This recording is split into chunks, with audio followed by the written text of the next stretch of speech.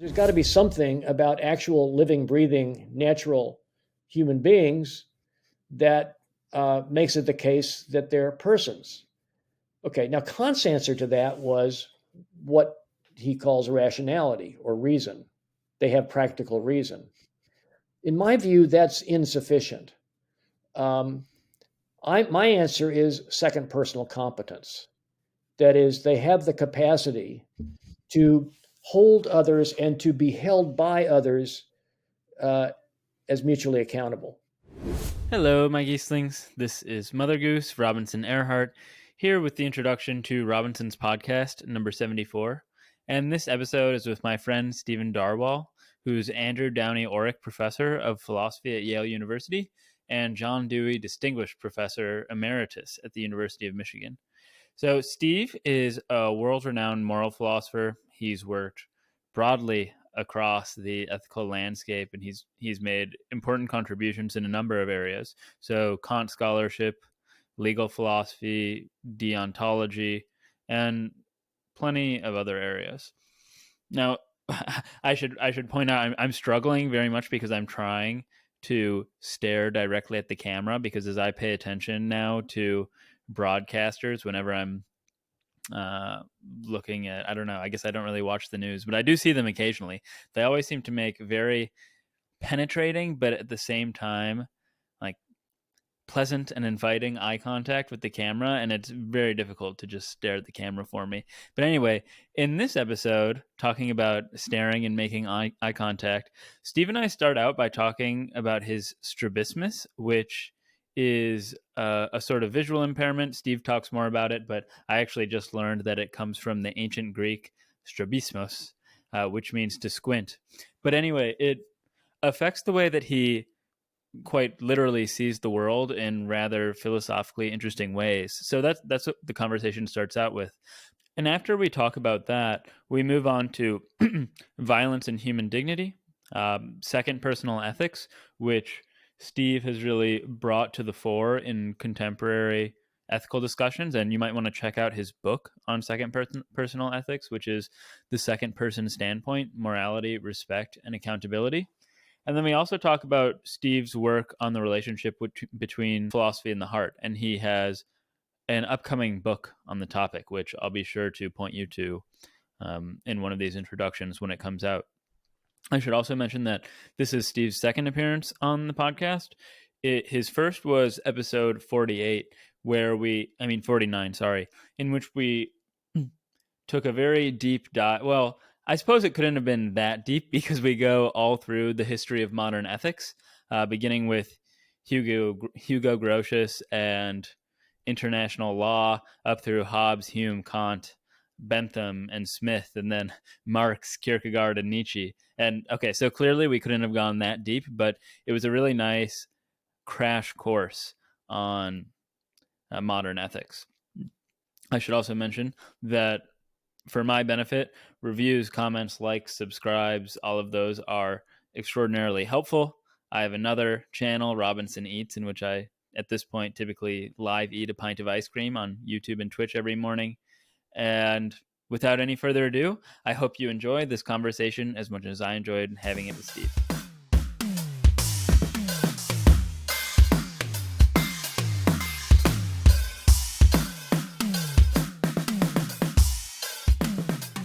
Beyond philosophy, I'm curious about this.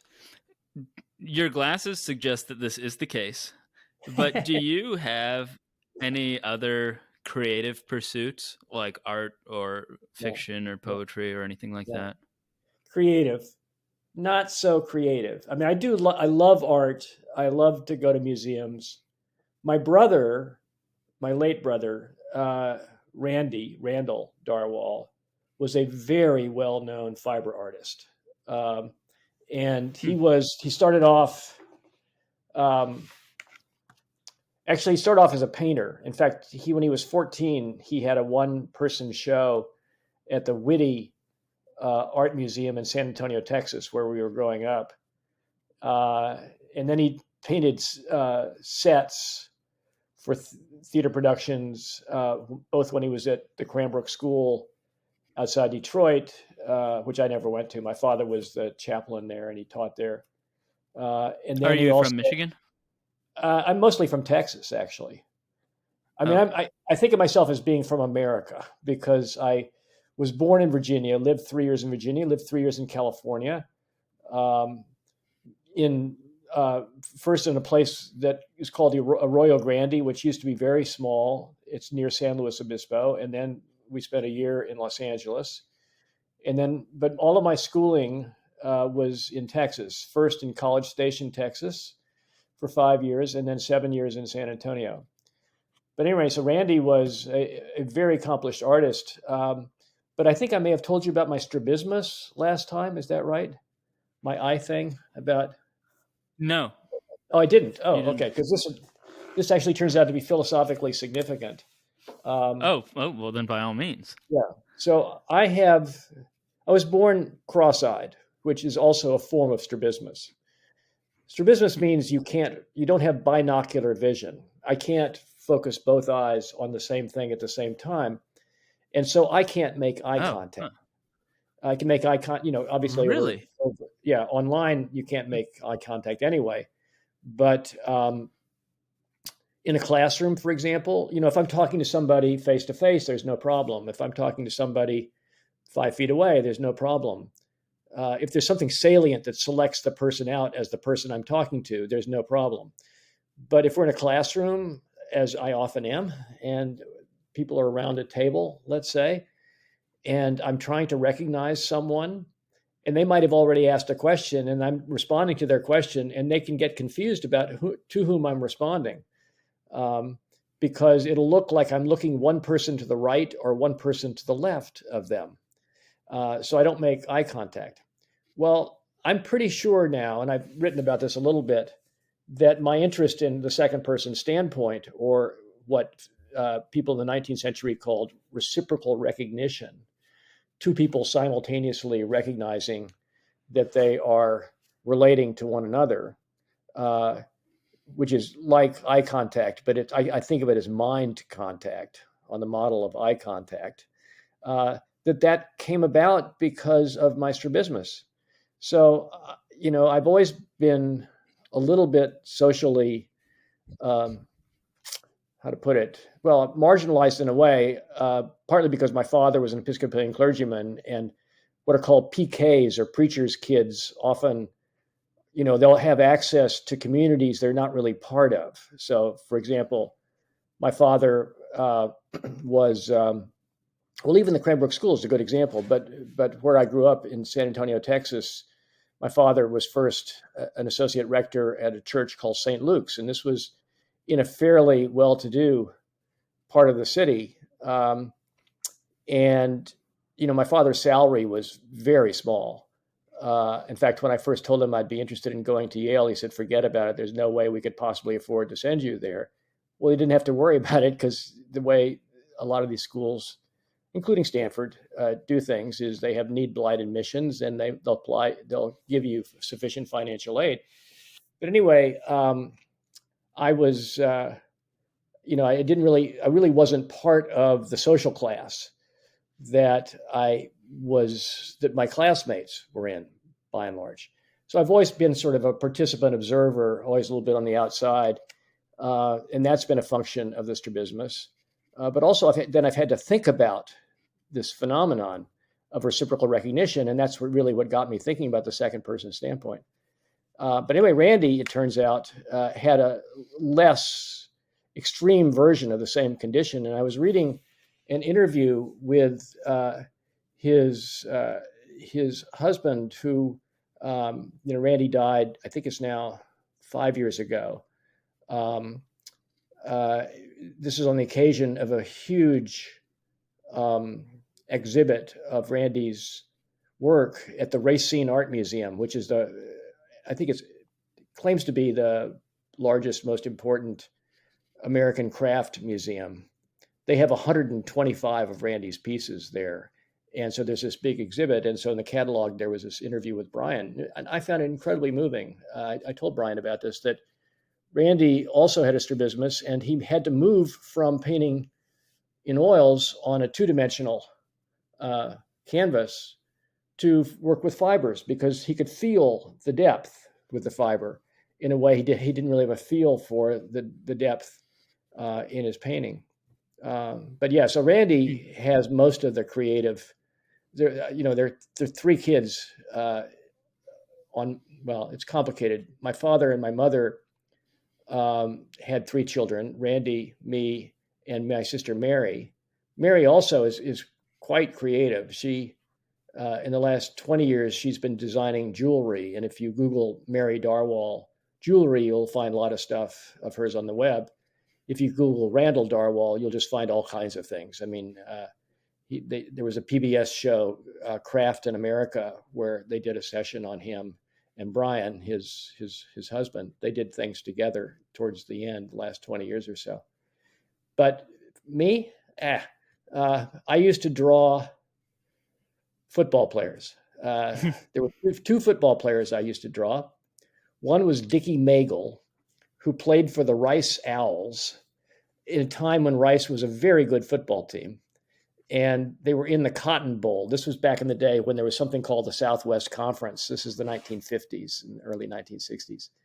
And I think it would have been around 1954 when Dickie Magle was running down the sideline to score a touchdown for Rice, and somebody, the captain of the Alabama team, came off the bench and tackled him.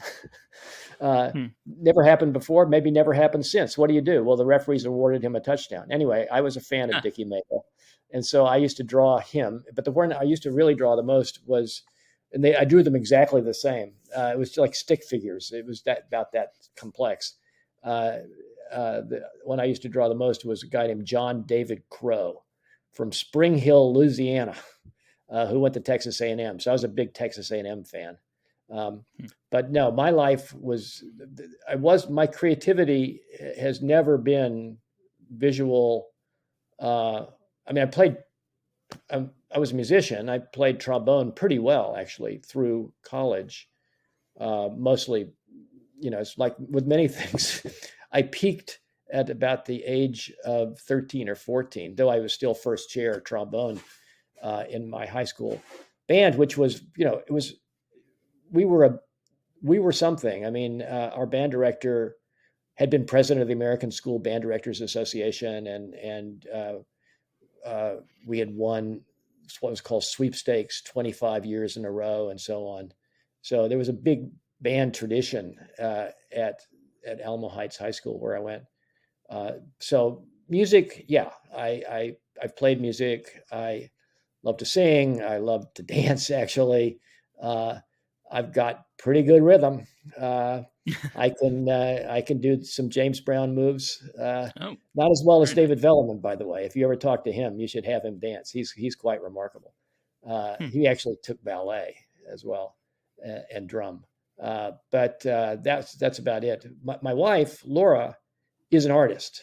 She's a very good artist, and she sort of made herself into an artist. She was doing graphic design in a sort of consulting business for about, 30 years, something like that. And then over the last 10 years has made herself into a really extraordinary painter in oils, mostly of landscapes.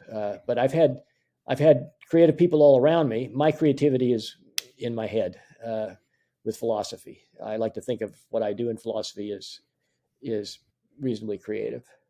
Yeah, well, I will get back to why I asked that question, but first, I'm very curious still about the strabismus because I've never heard of it, and it's fascinating. Now, I'm just curious about your phenomenology. So, do you see sort of like a flat field, like a two-dimensional field? Okay, and you have to sort of infer depth based on maybe like shadows or size or relative sight size. lines. Barclay's new theory of vision. If you read that, it tells you how to do it. Okay. I didn't read Barclay. I just sort of figured out how to do it. Interesting. Are you terrible at like basketball?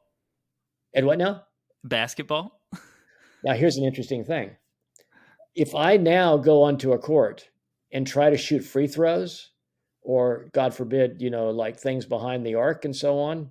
Yeah. I'm awful. But I can learn it pretty quickly.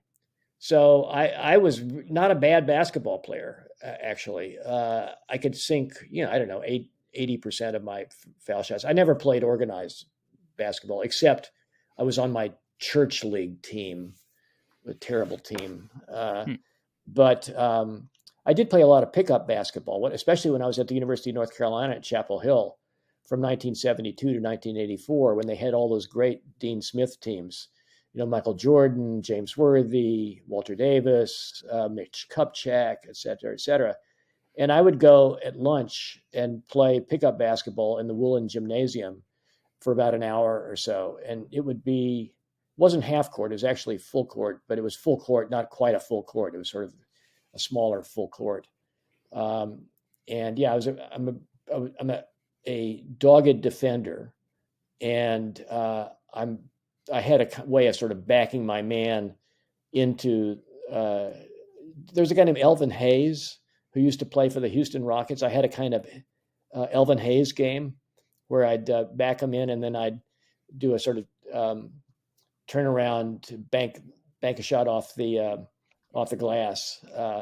So yeah, I can make myself into a reasonable basketball player, but yeah, I'm pretty challenged there. Baseball was my first sport, and I played Little League, and I made it onto a pretty good team. And first time I was up, I got lucky and got a single. I was hitting 1,000, and that was the only hit I had all Great record. all season. And I just was completely shook at I really wasn't even tracking the ball. I was just sort of shuddering. And so, yeah, I've been challenged in sports wise, but I'm an inveterate swimmer now. A marathoner. I used to run a lot.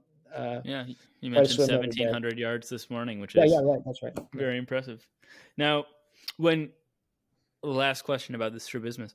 When you read, so I wonder about this because you say you can't make eye contact.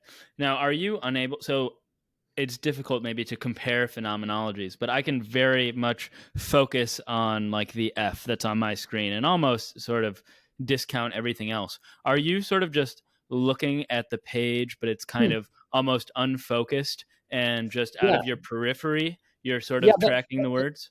I never really thought about it to this point. I've often thought about the fact that I can't read as fast as I would be able to read if I could use both eyes. I can only use one eye at a time when I'm reading. I only focus with one eye at a time. Of course, the other eye is taking stuff in. But that's right. If I'm looking right now, let's say at the S on Stephen Darwall on what you've got on the screen, and yeah, it's just very difficult for me to see that in particular without seeing everything around it. Okay. This is so cool to me. I'm going to have to read some more about strabismus after this. Well, there's a good book. I forget the woman's name. She was a classmate of Shelley Kagan's, actually, at Wesleyan. She wrote a book called Fixing My Gaze. She also had a terrible strabismus, but there are people, and one of them actually that she worked with, who just by coincidence lives in Northampton, Massachusetts, where I live part of the time, Teresa Ruggieri. She is able to get people through exercises to develop into binocular vision. And she gives this the author gives this very moving description of what it was like to see depth for the first time. She was in a snowstorm, and the snow was falling all around her. And for the first time, she had this sort of phenomenology of being within the snow. For me, it's just all, it's a two-dimensional screen. That is so interesting. This does take us a little far afield from where I was going, but contrasting our two ways of seeing the world, it really brings to light this sort of myth that we have that the world is just a certain way and we just happen to see it that way. But it's really the world that we see isn't necessarily the world that is there. The other effect this has had on me is that I'm always seeing two sides of things. That is, this is excellent for philosophy because I very easily can put myself in other people's position. For example, I'm pretty empathic. And I'm also very good at seeing what other people would think about a certain thing. And so, very, even though I like to come to definite opinions, and my goodness knows I have some definite opinions, nonetheless, I'm always sensitive to other views. And, Rawls has this distinction between the rational and the reasonable. The reasonable is somebody who's prepared to entertain other views, and especially when it comes to reasons for acting, and thinks that the reasons can't just come from their own interests, thinks it's got to come from, we're just, each of us is just one person among others, and we need to be considering other views, and that other views have the same authority that our views do. So that's a view that I find more natural, perhaps, than most people do, just because of my own experience. Well, returning to the creativity. Yeah. What sort of, and I am getting somewhere, but what sort of, if you're not really producing fine art, what sort of literature and movies, not so much paintings, but what sort of literature and film do you gravitate toward? Yeah. I tend to like, I tend not to like light stuff. I tend to like heavy duty stuff. So one that just comes to mind, Laura, my wife's sister, Amy Entellus, produced this documentary of, what's his name? It's not, I want to say Nevsky, I want to say Zerensky, that's not it. Alexander, the famous dissident, it'll come to me in a moment, I have to Google it, from Russia, who's now imprisoned. Anyway, it was in the Sundance last year. It's a fabulous documentary. I like that. Or one I saw recently, a really important film, I think, is Women Talking. I think it's now in the theaters. It's great for my themes because it's about these women who are in a sort of religious community that's very isolated. We're not really sure where it is, presumably somewhere in the United States. It could be in the Midwest, it could be in Pennsylvania. And they're trying to contend with what to do with the fact that they're all being systematically raped by the men in the community, and they're trying to figure out what to do about it. And it's about the power of conversation to transform people, having transformative experiences through talking to others, not purely rational conversation, but it's very importantly that it's second personal. They're holding one another accountable, but they're also expressing love as well. So I like that kind of film. I like documentaries. I like,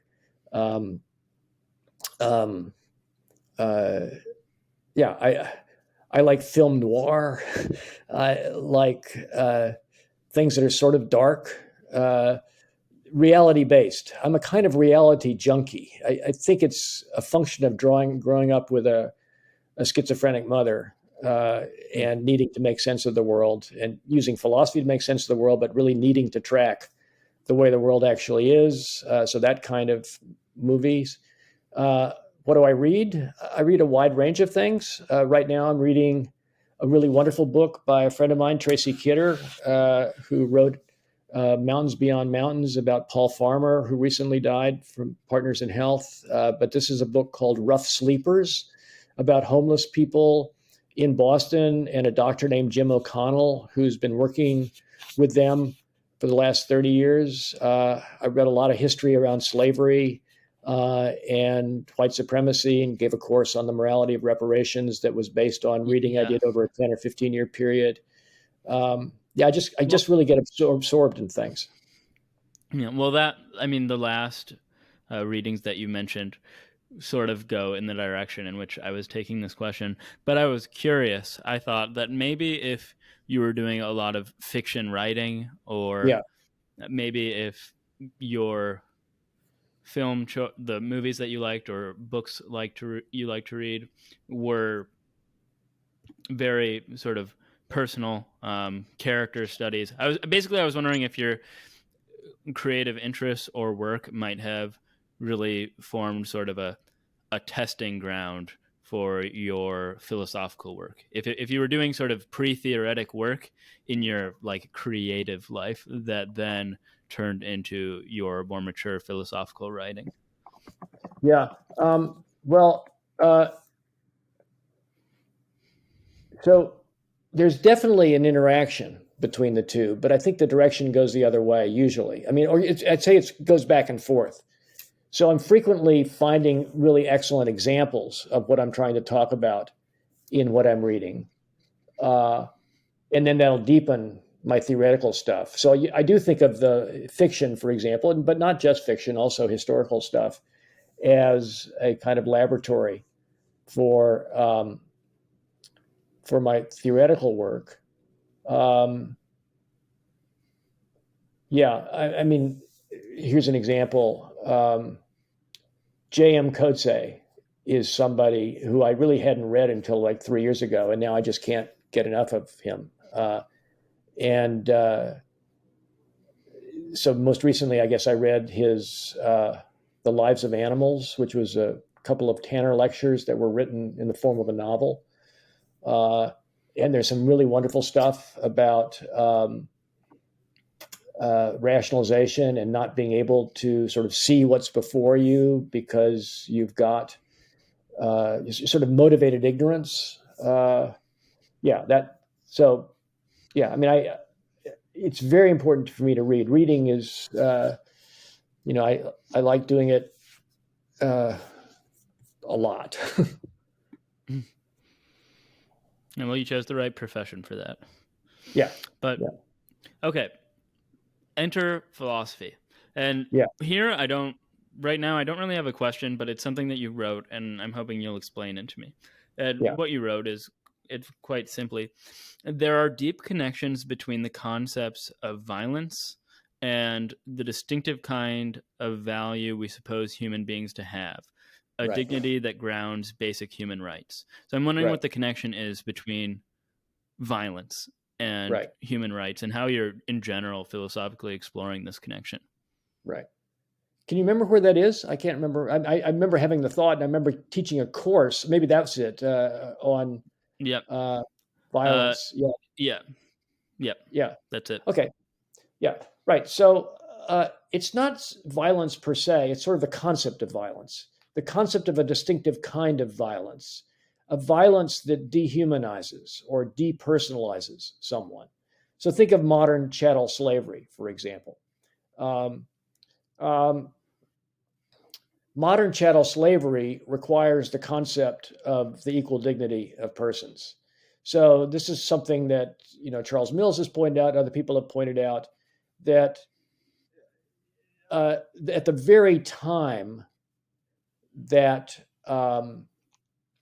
people are theorizing ideas of natural rights, as we say, human rights, and what Kant calls the dignity of persons. That's at least roughly at the same time as the beginnings of chattel slavery. What do I mean by chattel slavery? I don't just mean, let's say, the forms of slavery that were in the ancient world. Epictetus was a slave, Solon was a slave. Those are forms of slavery that are compatible with maintaining a sense of your own person, and they don't attack your very personhood. The concept of personhood, as what Rawls calls a self-originating source of valid claims, that's a distinctively modern idea. And it happens about the same time as chattel slavery. So chattel slavery is the idea that you can be owned and sold and treated as a commodity in a certain form of political economic relation, capitalism. So you can your property, and you can be you are the property of someone, and they can speak for you, and you lose your capacity to speak for yourself. They speak for you. Okay. Yeah, I didn't know the word chattel, and then I just looked it up, and it is a personal possession, and it comes from the Latin caput, head. Yeah. Interesting. Right. Okay, so these things happen about the same time, but it's central to slavery that when you and the modern concept of race is roughly the concept of being of a biological nature that makes you fit for chattel slavery. That is to say, makes you not a person. So once you have the idea that all persons have an equal dignity that makes them a source of natural rights, you then have a cutoff point that you didn't have before. In the great chain of being, there are all kinds of people, there are all kinds of beings, and there isn't this sort of person versus non-person distinction. That's what comes along with the modern period. Once you've got this idea that there are persons, then the human being before you, or this being before you, you have to decide, is this a person or not? And chattel slavery is the idea that these beings that are enslaved are not persons, because if they were persons, you had no right to enslave them. So there's a deep connection between those. Now, violence, I don't mean that people weren't killing people before, or there weren't rapes before. Obviously there were, but thinking of them as depersonalizing is a new idea. So if you think of violence as what makes something violent,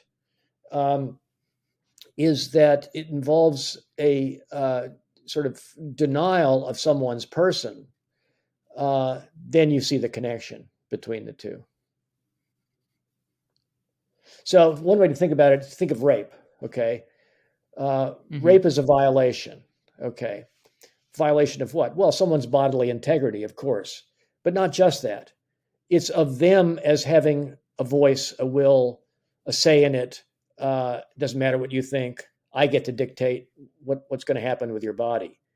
That aspect of the violation is in some way, well, that's the part of the violation that's impossible before you have the idea that to be a person is to have a voice and is to require consent.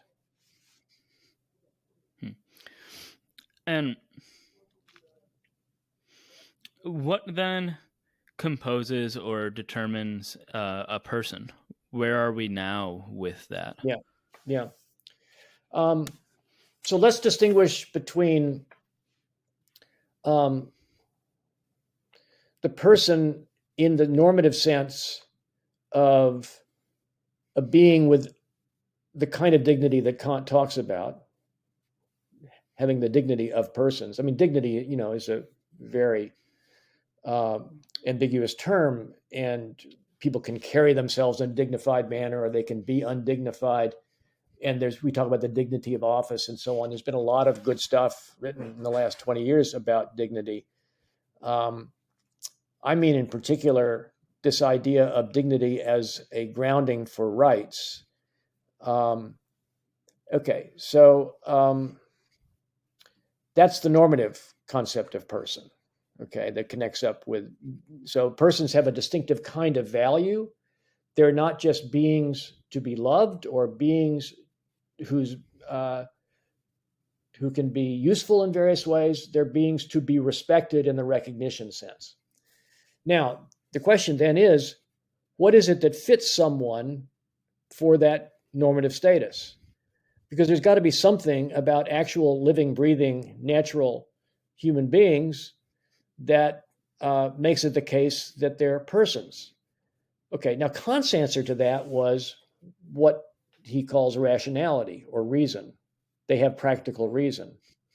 In my view, that's insufficient. My answer is second personal competence.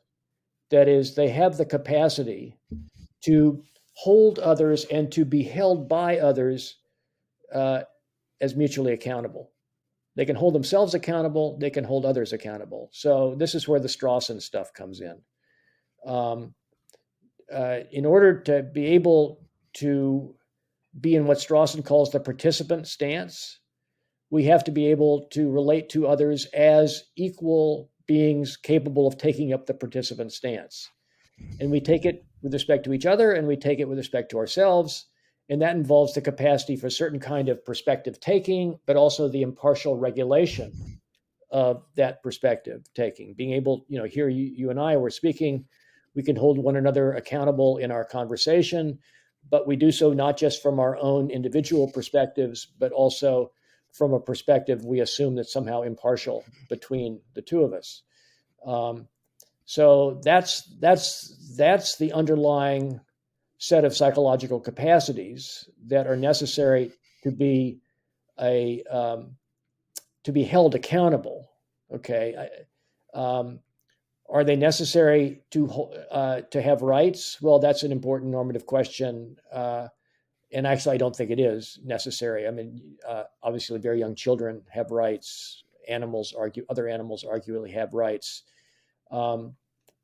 But what my framework gives is what's necessary to be a person in the sense of a member of a moral community of mutually accountable persons. And that's now, of course, the difficulty comes when you get, an important point here is that the concept of person and the concept of second personal competence is not a graded concept, or you say more of a person or less of a person, or more of a second personally competent being or less. It's the kind of property, I can't remember exactly what Rawls called it. I want to say range, but I think that's wrong. The kind of property that there's a threshold to it. And if you're above the threshold, then you're a person. And it's not as if you have more rational capacity, or if you're more empathic or better able at impartial reasoning, that you're more of a person. No, we're all equally persons. So that's a very important point. And then the question is, well, when do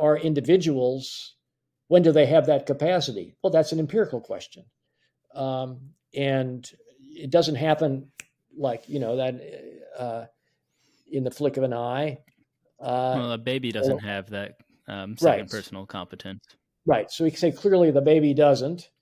Clearly you do.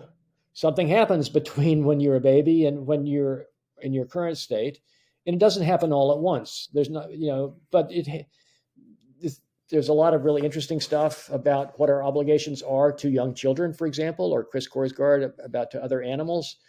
Tamar Shapiro has written a really interesting piece called "What is a Child?" Where she's trying to take on these questions roughly within a Kantian perspective. Kant has the same problem about young children. But the basic thing that's, to my mind, that the argument turns on is second personal competence in the sense I was describing. So then you mentioned animals in passing, but so I mean, as I think of animals, and this is in a naive, not philosophically rigorous sense, I mean, they do have grounds for rights, but then can see that they don't have second personal competence, as you put it. So right. Where does that leave them right. in the person landscape? Yeah. So I've written a little bit about this in nooks and crannies of the second person standpoint and other writings, but in a more focused way in a paper called Animal Value and Right that is in a volume, a Festschrift, I think it's called Normativity and Agency, Festschrift for Chris Korsgaard.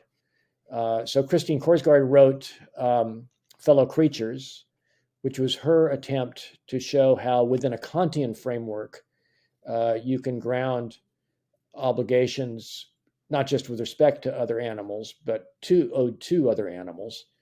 My paper argues, unsurprisingly, that her arguments can't work as they stand because they're always advanced from within a first-person standpoint, and they don't even get you into the deontic framework of accountability and mutual obligation and so on. They're done just in terms of what is important or what matters or what's good. But she makes some very important points about embodiedness and how animals sort of value things from their embodied perspective that we share with other animals. And the thing is that when those ground our claims, then I make the argument that it's the claim making or the possibility of having grounded claims is where the action is. But what I'm arguing is that you can actually take advantage of the kind of points she makes and argue that, well, we do owe things to other animals. And so take your cat, for example. What's your cat's name, by the way? This is Pins. Pins? Yeah. Yeah. Okay. So if Pins, if Pins is hungry and you haven't had any, there's no food in the dish or no water in the dish, and does Pins ever come over and look at you with that look?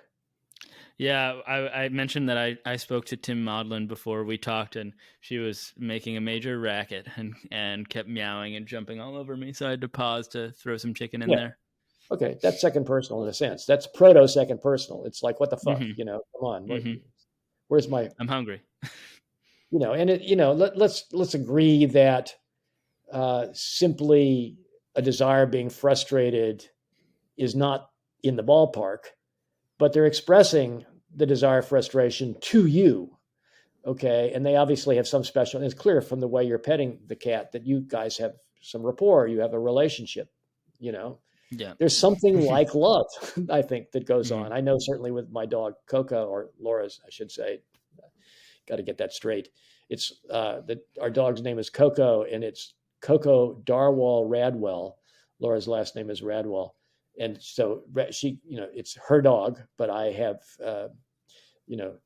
some kind of rights with respect to the dog. But we both love the dog, and the, God knows what actually goes on in Coco's head, but she sure as hell looks back with that look of, that can melt you. I think I used to be a cat person. I didn't find that cats did that. I mean, but they want to be petted. Right now, obviously, Pins wants to be petted. No, my dog does that too. She doesn't do that. I had another cat that would make eye contact, but Pins doesn't really make eye contact so much. Yeah.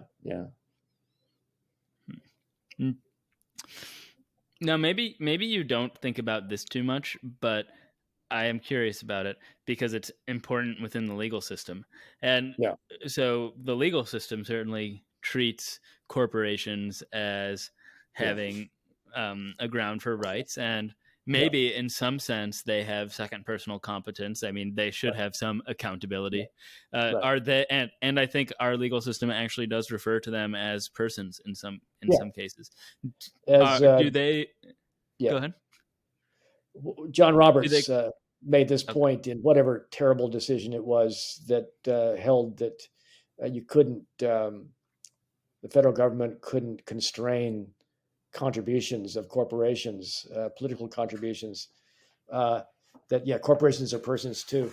I mean, there's no question that, I think there's no question that that corporations, the country, nation states can be accountable for things. When they are, of course, these obligations can only be discharged by individuals functioning as officers of the corporation or citizens or office holders in the government. So, in my course on morality and reparations, this comes up obviously, and I've got an undergraduate actually who just this semester is beginning to write an ethics, politics, and economics senior paper on Yale's responsibility because it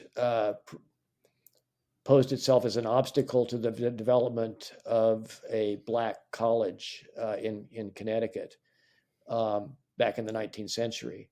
But so what's necessary? Well, what's necessary is that the corporations have some way of holding themselves accountable. How do they do that?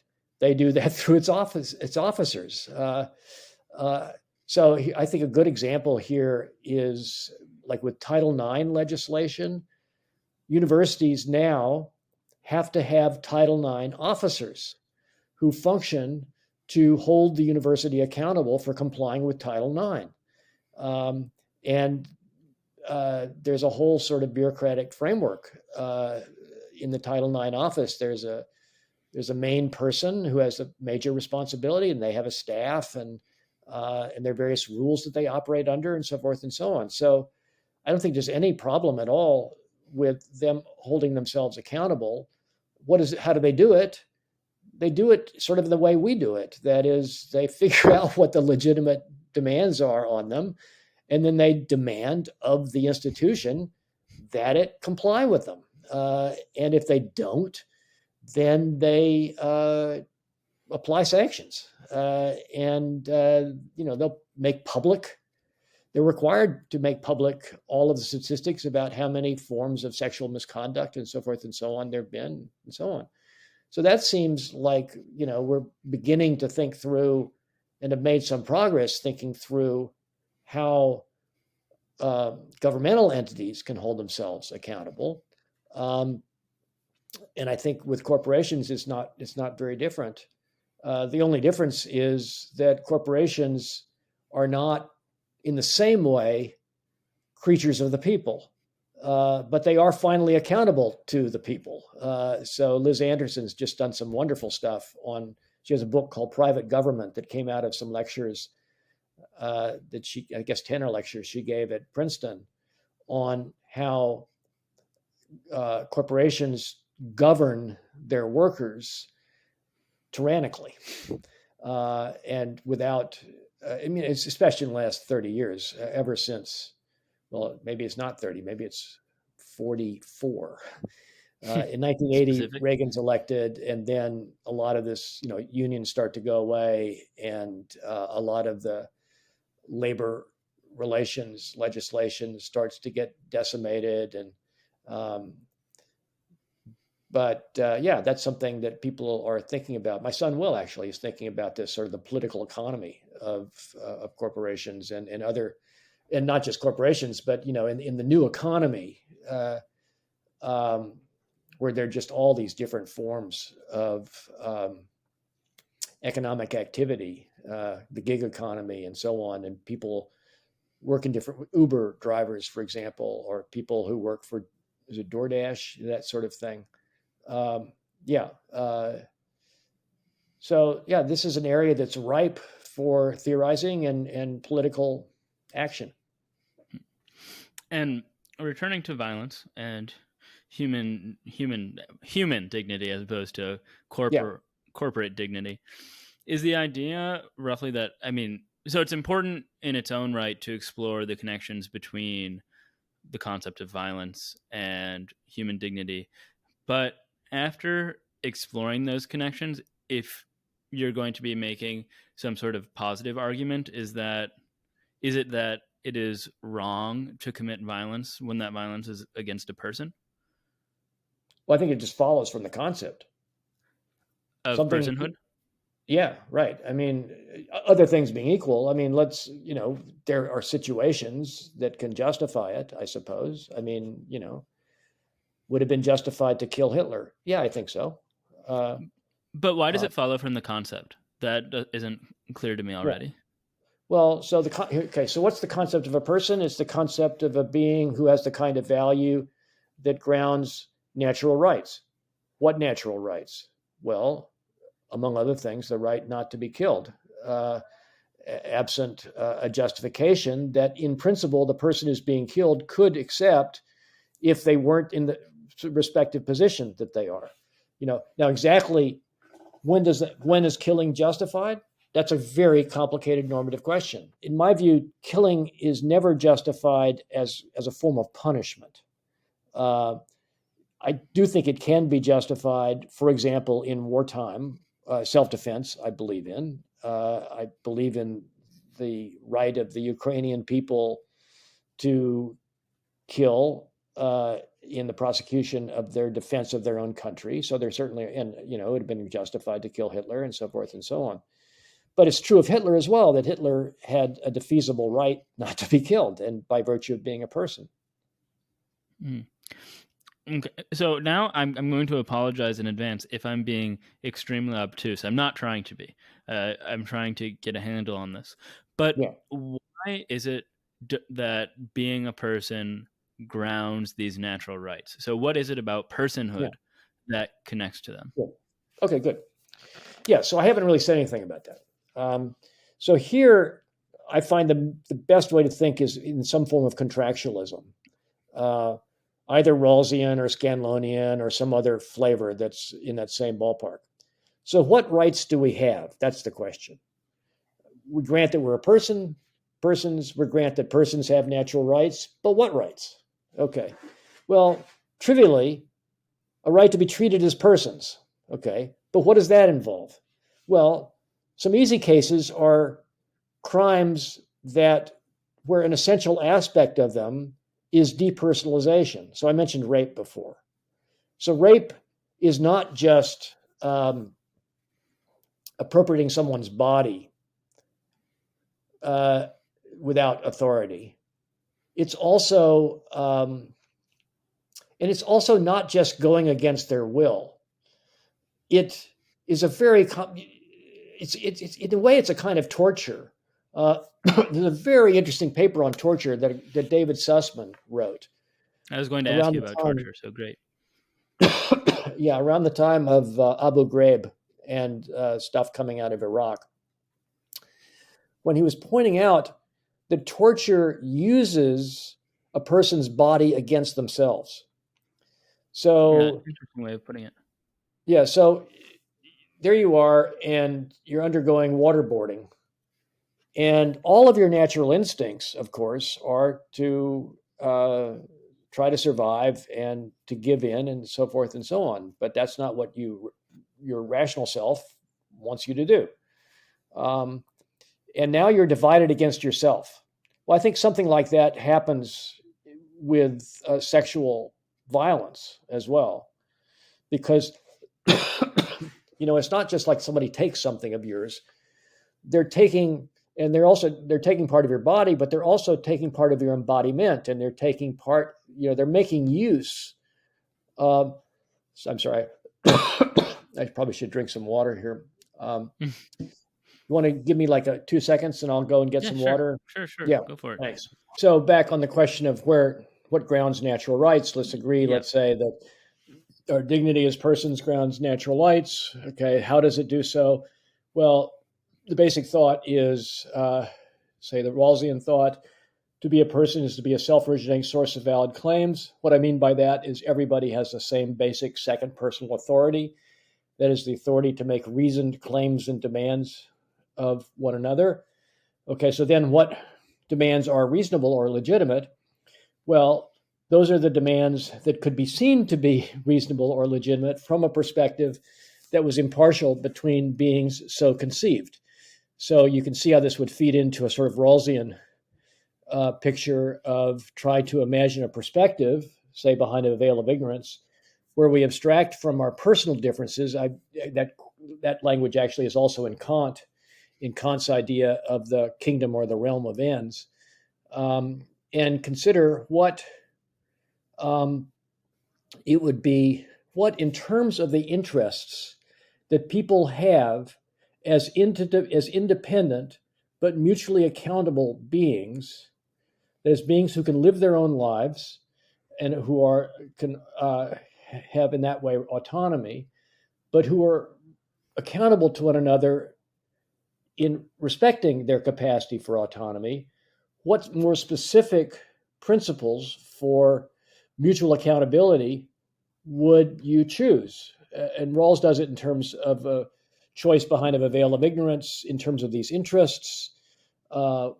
Scanlon does it in terms of what you couldn't reasonably reject, in terms of your own a kind of preference that he calls personal preferences. There are other ways you can try to do it, but to my mind, some idea in that area is right, and what grounds it is the idea of equal second personal authority. And the thought is that all of us are under all and only those obligations. It's a kind of Rousseauian idea as well. Rousseau in the social sorry, I'll finish that sentence in just a second. Rousseau says in the social contract, find a form of association in which people are subject to common law, but in which they obey only themselves. So now finishing the sentence, find a perspective where people could will principles that they'll be mutually accountable for complying with, but they're willing it from this common perspective. Okay, so then you think, okay, well, the easy cases are what you might call the depersonalizing crimes, like rape and probably it seems the most egregious one, but um, um, various forms of fraud, various forms of violent killing, for example, violent torture, and so on, that really, you know, where the person's degraded, cases of like white terror, where uh, you delight in having someone in your power and then use their own weakness against themselves and get them to be complicit in their own degradation. So degrading crimes, those are by definition forms of depersonalization, dehumanization. Those are the relatively easy cases. But then even things like, other things equal not lying to others or stealing property and so on, you can see that in some form, those are going to violate principles that would be in everybody's interest from behind this perspective to will that everybody be held accountable for complying with. So that's the way I would, and so exactly what rights are natural rights? Well, that's a complicated empirical normative question, and we'd have to fight it out on those grounds. In our last conversation, I mentioned that I spoke to your colleague Laurie, L.A. Paul, about Yeah. metaphysics and cognitive science. But I saw that you, when you were teaching this course, you drew on cognitive science as well in the form of, I think there might have been other citations, but one of Steven Pinker's books. Yeah. And I'm curious about where cognitive science enters this discussion of violence and perhaps human rights, but dignity and everything swirling around there. Yeah. Well, I think it enters in a number of places, but there are also certain risks that it carries. So I think there's a kind of difference between the perspective from which moral thought proceeds, which is not, in my view, not a third personal observer's scientific view, but rather it's the shared interpersonal practical perspective of agents reasoning together about how to live their lives. So that's a point about the difference between, it's a kind of phenomenology when you think about it.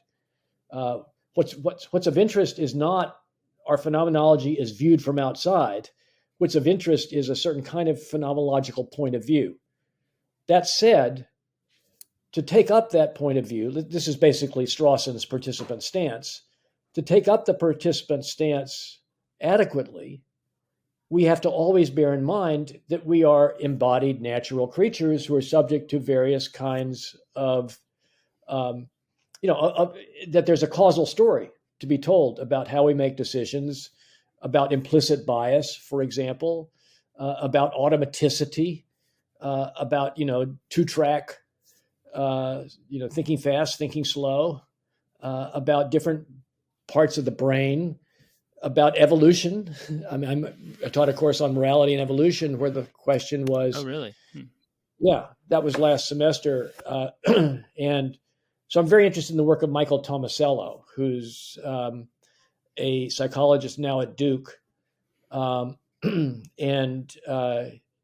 he has an evolutionary story. He writes many things, but one thing that we read is a book called A Natural History of Human Morality, where Tomasello is trying to give an evolutionary account of, first what he calls, following me, second personal morality, but also then how that gets elaborated and extended further into larger societies and so on. Obviously, that's all scientific and not itself normative. But I think that any normative story has to be consistent with the best science.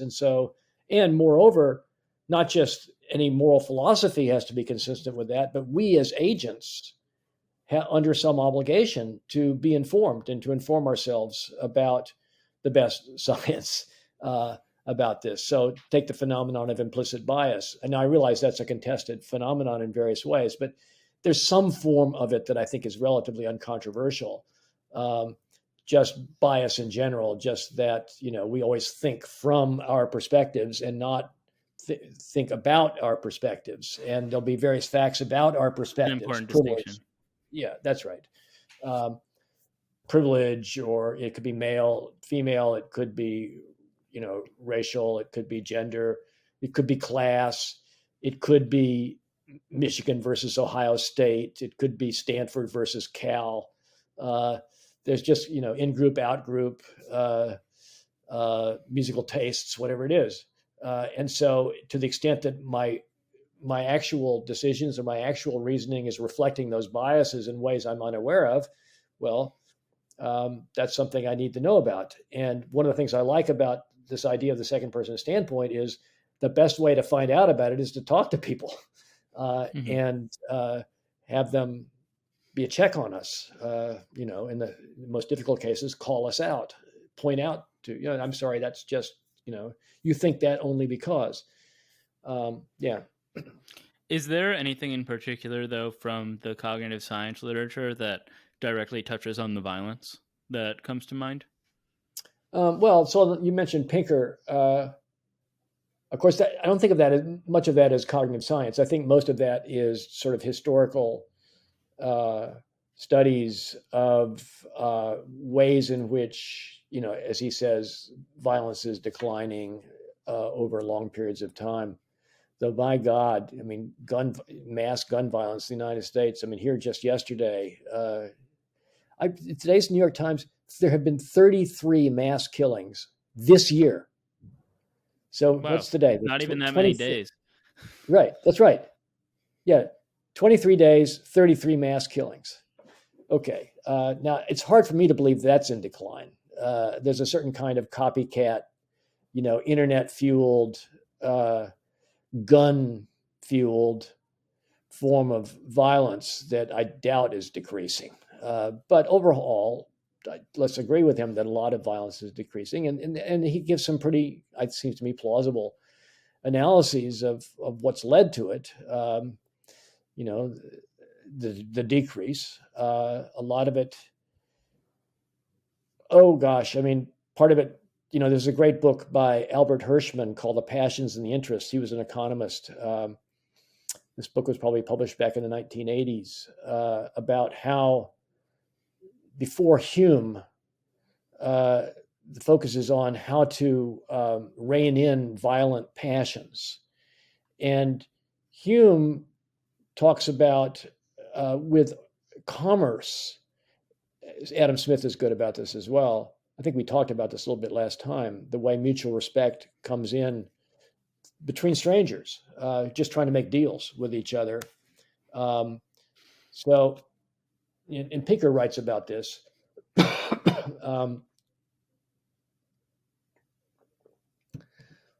With increasing commerce, there's a sense of, you're, even if you see someone as a trading, not quite, it's not your friend. Partner. Take China, for example, one that you have some conflicts with.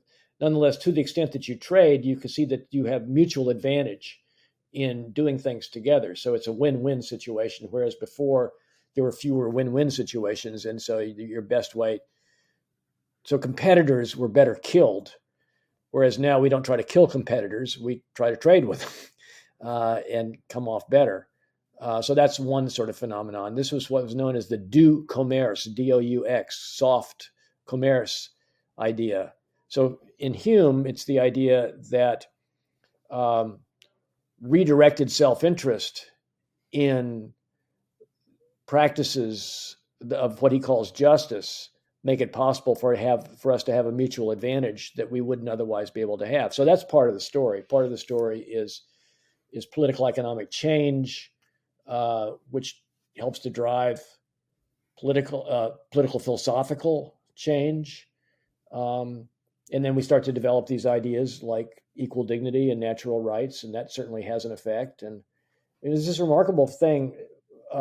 Is it the Briand-Kellogg Pact of the 1930s? Scott Shapiro, my colleague here at Yale, who's in the law school, writes about this, was signed by, many of the nations in the 1930s. It outlaws war. Well, the number of wars has just declined precipitously since then.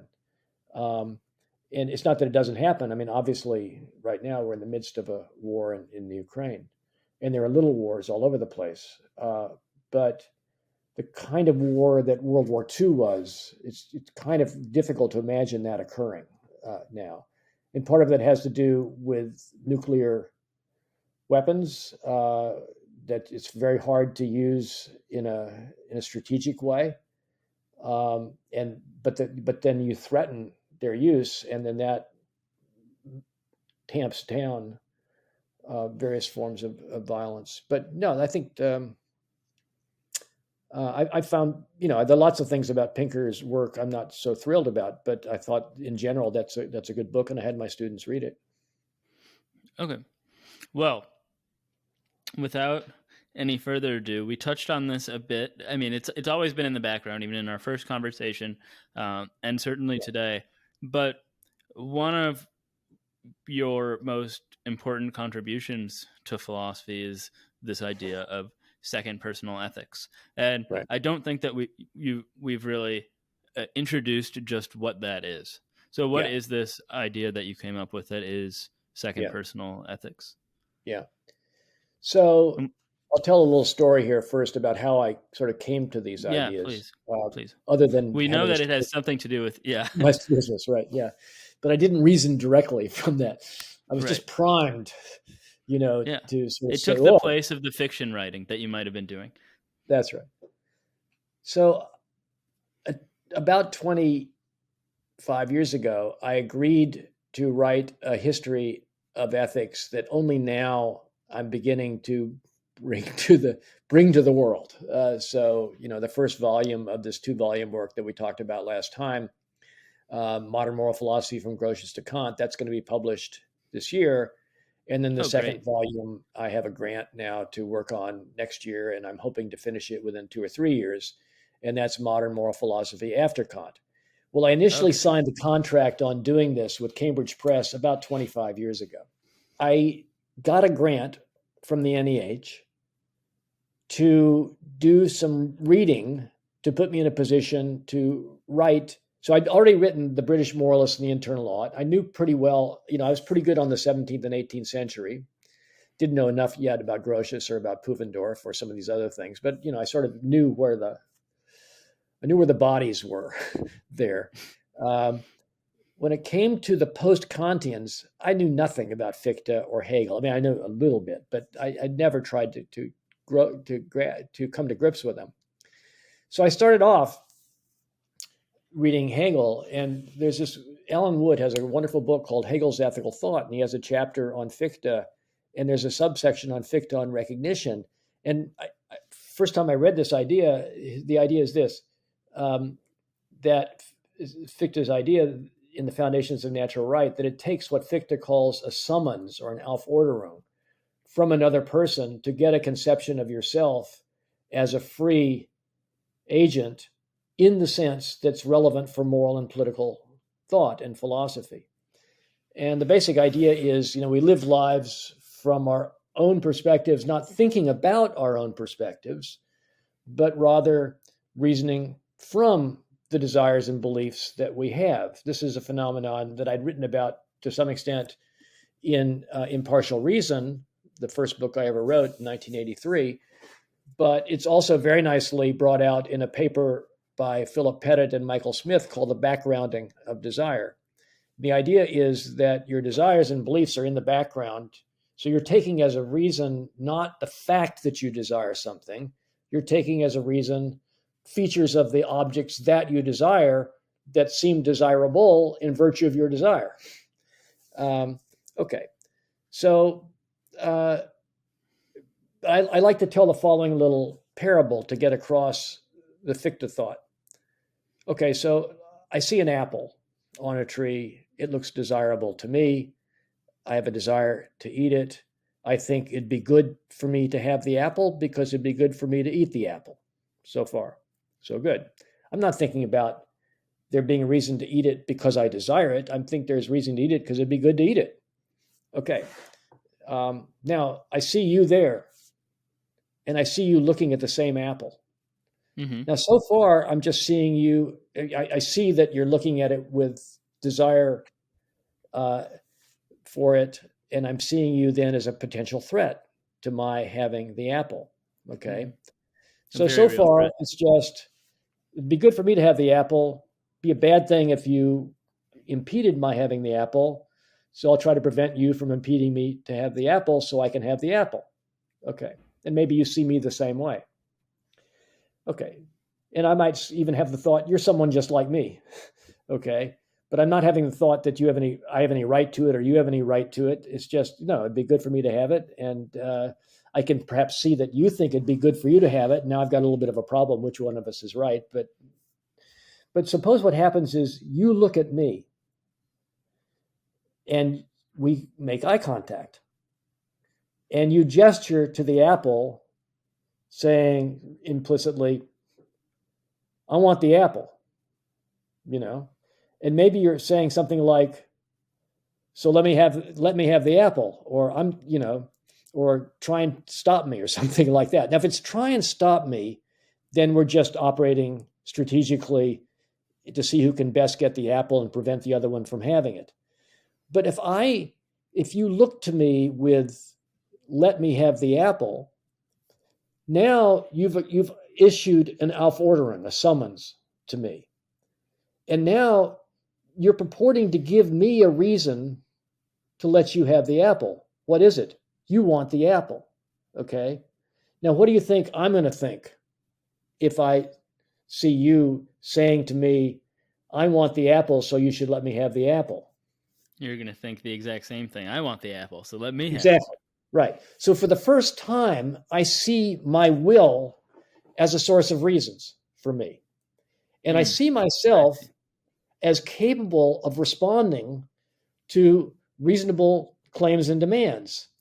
And I see us both in this space, this common second personal space of being accountable to one another for acting towards one another on the basis of reasonable claims and demands. The whole package comes into view. Okay, so it's not like I had the complete framework in an instant, but I could see, oh, this is huge. This is a really important thing. And I couldn't see that anybody had really worked on it before. So it took me about a month or so to sort of realize that it made little sense for me to go on just reading the history. This is something really important to work on. And that was, and I think it was like 1998. And I started reading papers around. I think I read something called Reciprocal Recognition and Ethical Thought and Theory in a few places. And I remember giving the paper to Philip Pettit, and he referred to it somewhere. It never, ever got published. The first things I wrote coming out of it, there was a paper called Because I Want It, which was along the lines we were just talking about. That got published, I think, in 2001.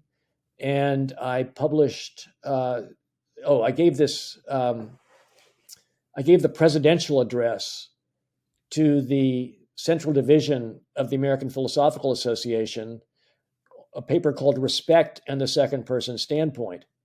And that was a lot of fun. This was in Chicago, and you'll probably know the Blues Brothers. Mm-hmm. The film, yeah. Okay, there's a bit in the Blues Brothers where Aretha is working at it's called in the treatment for the show a soul food cafe on the south side of Chicago, and she's a partner of Matt Guitar Murphy. And Aykroyd and Belushi come in as the Blues Brothers come in, and they're trying to put the band back together. And they say to Matt, "Are you in? Are you going to come with us?" And Matt is working behind the counter with Aretha, and he takes his apron off, and he comes out and he says, "Yeah, I'm in." And then Aretha goes into think, which is a great work. It's, you better think what you're doing to me. Right? Think, you better think, you better think what you're doing to me. And they go into this dance, which is a complete she's holding accountable dance. Anyway, the conceit behind the lecture and then the article and then the chapter of the second person standpoint was that Aretha Franklin used to have she did Respect, Give me your propers. That's Otis Redding, actually, composition. Um, and that was roughly the view of recognition respect that I had in Two Kinds of Respect in the 1977 paper. But that she and I had both come to see that respect is ultimately second personal. It's treating someone else as capable of, not just capable of, but having the standing to be mutually accountable with you. So I did that, and that was published in 2004, and then the book was published in 2006. And then until 5 years ago, with a couple of exceptions, a paper on Kant, a paper on Grotius, a paper on Pufendorf, I was doing stuff in the second personal framework, and then I turned back to history. But I'm still, obviously, I'm still working on the framework. So maybe we can talk about cases to get a better sense of second personal ethics. And so moral obligation and recognition seem like two very clear cases where second personal ethics come in handy. So what are moral obligation and recognition, and how do you give them the second personal treatment? Yeah, good. So partly this is a conceptual point about the concept of moral obligation. And so let's start with the idea of deontic concepts. So deontic concepts are concepts like what's morally required, what's morally permitted, what's morally forbidden. Okay, deontic logic is a logic of such concepts. And so deontic concepts always have this, the idea of requirement, permission, and so on. But then the question is, well, what does it mean to be morally required? And that's where I come in with a conceptual analysis of connecting it to accountability. And I think I might have mentioned last time this distinction that Francisco Suarez made between counsel on the one hand, or good reasons or advice, and on the other, law or moral requirement. So it's one thing for there to be good reasons for doing something, even good moral reasons. It's another thing for it to be morally required or obligatory. Okay. And Suarez links this to accountability. So what it is to be morally required is, other things equal, for it to be the case that you'd be to blame if you failed to do it without excuse.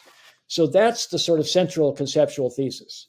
You can do it in terms of duty, you can do it in terms of obligation, you can do it in terms of wrong. Let's do it with wrong now.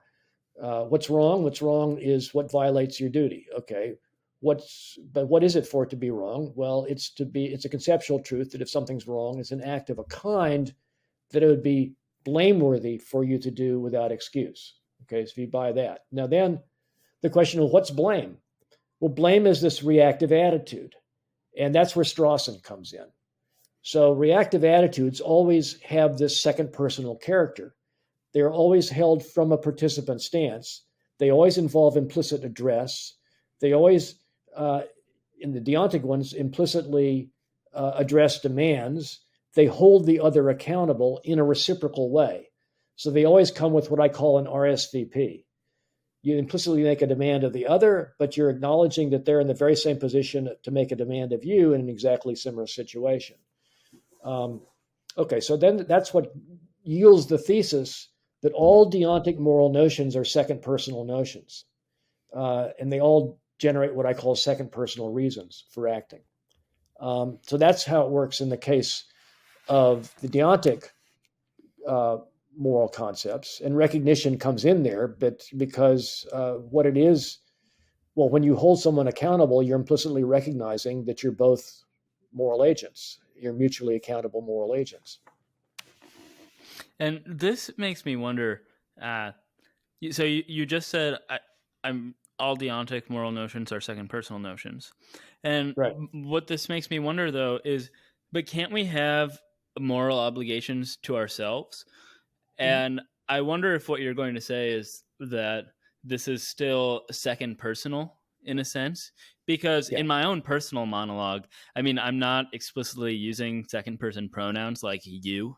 I mean, I'm sure some people do, but I don't. I just say I. But I do address aspects of myself or that I don't like or that I don't want to feel responsible for as if they are second personal in a sense, like they Yeah. don't belong to me.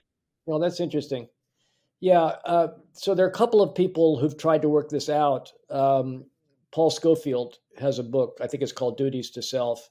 And Yanis Schab has an article, I forget the title, but it's also about duties to self. And they're both trying to do it within the second person framework. And one way to try to do it is in terms of temporal perspective. So, you yourself, it's not that, well, suppose you have a duty to yourself to be prudent, to save prudently for the future. Okay. Well, who'll be in a position to complain? Well, your future self will be in a position to complain. Um, so I don't really myself in my own theorizing take a stand on whether there can be duties to self, but what I do is I provide a framework of what would be required in order for there to be duties to self. And the idea is that there has to be this idea of a kind of, it's not just that you're accountable for doing something, but you're accountable to yourself for doing it. So you have to give that some sense. Yeah, I like that. Accountable to yourself. And another this question, I don't know if it's necessarily second personal, but it occurs to me now, is if we can be morally obligated to do something that is immoral. I'm thinking of cases in which there is no paradigmatic moral course of action, but only more or less immoral options. Yeah. Well, okay. So this is a question about whether there can be what are called genuine moral dilemmas, which is whether there can be the case that whatever you do is wrong, and there's not there's not an obligation to do this thing rather than that thing. There are just at least two actions that are both morally wrong, and it's not permissible to do one instead of the other. I don't have to take a stand on that, but I think I'm not inclined to take that view. I think you can explain the phenomena that lead to that view without having to take it. So take the Sophie's Choice kind of case where to avoid having both your children killed, you can give one to the Nazis. So one view of that is, well, whatever you do is wrong, and it's not better to give one than it is to give two. That seems to me mistaken. I think it's better to give one than to give both, unless I don't know. Maybe you've talked to the kids and you're all agreed that this is what you want. You want to go down together. It's a family, then that's fine. Okay, but I can imagine cases where it wouldn't be wrong to try to save the life of at least one of your children in that way. But that's consistent with you think the person who does it ought to feel awful about it. They ought to feel guilt about it, even though the guilt isn't justified.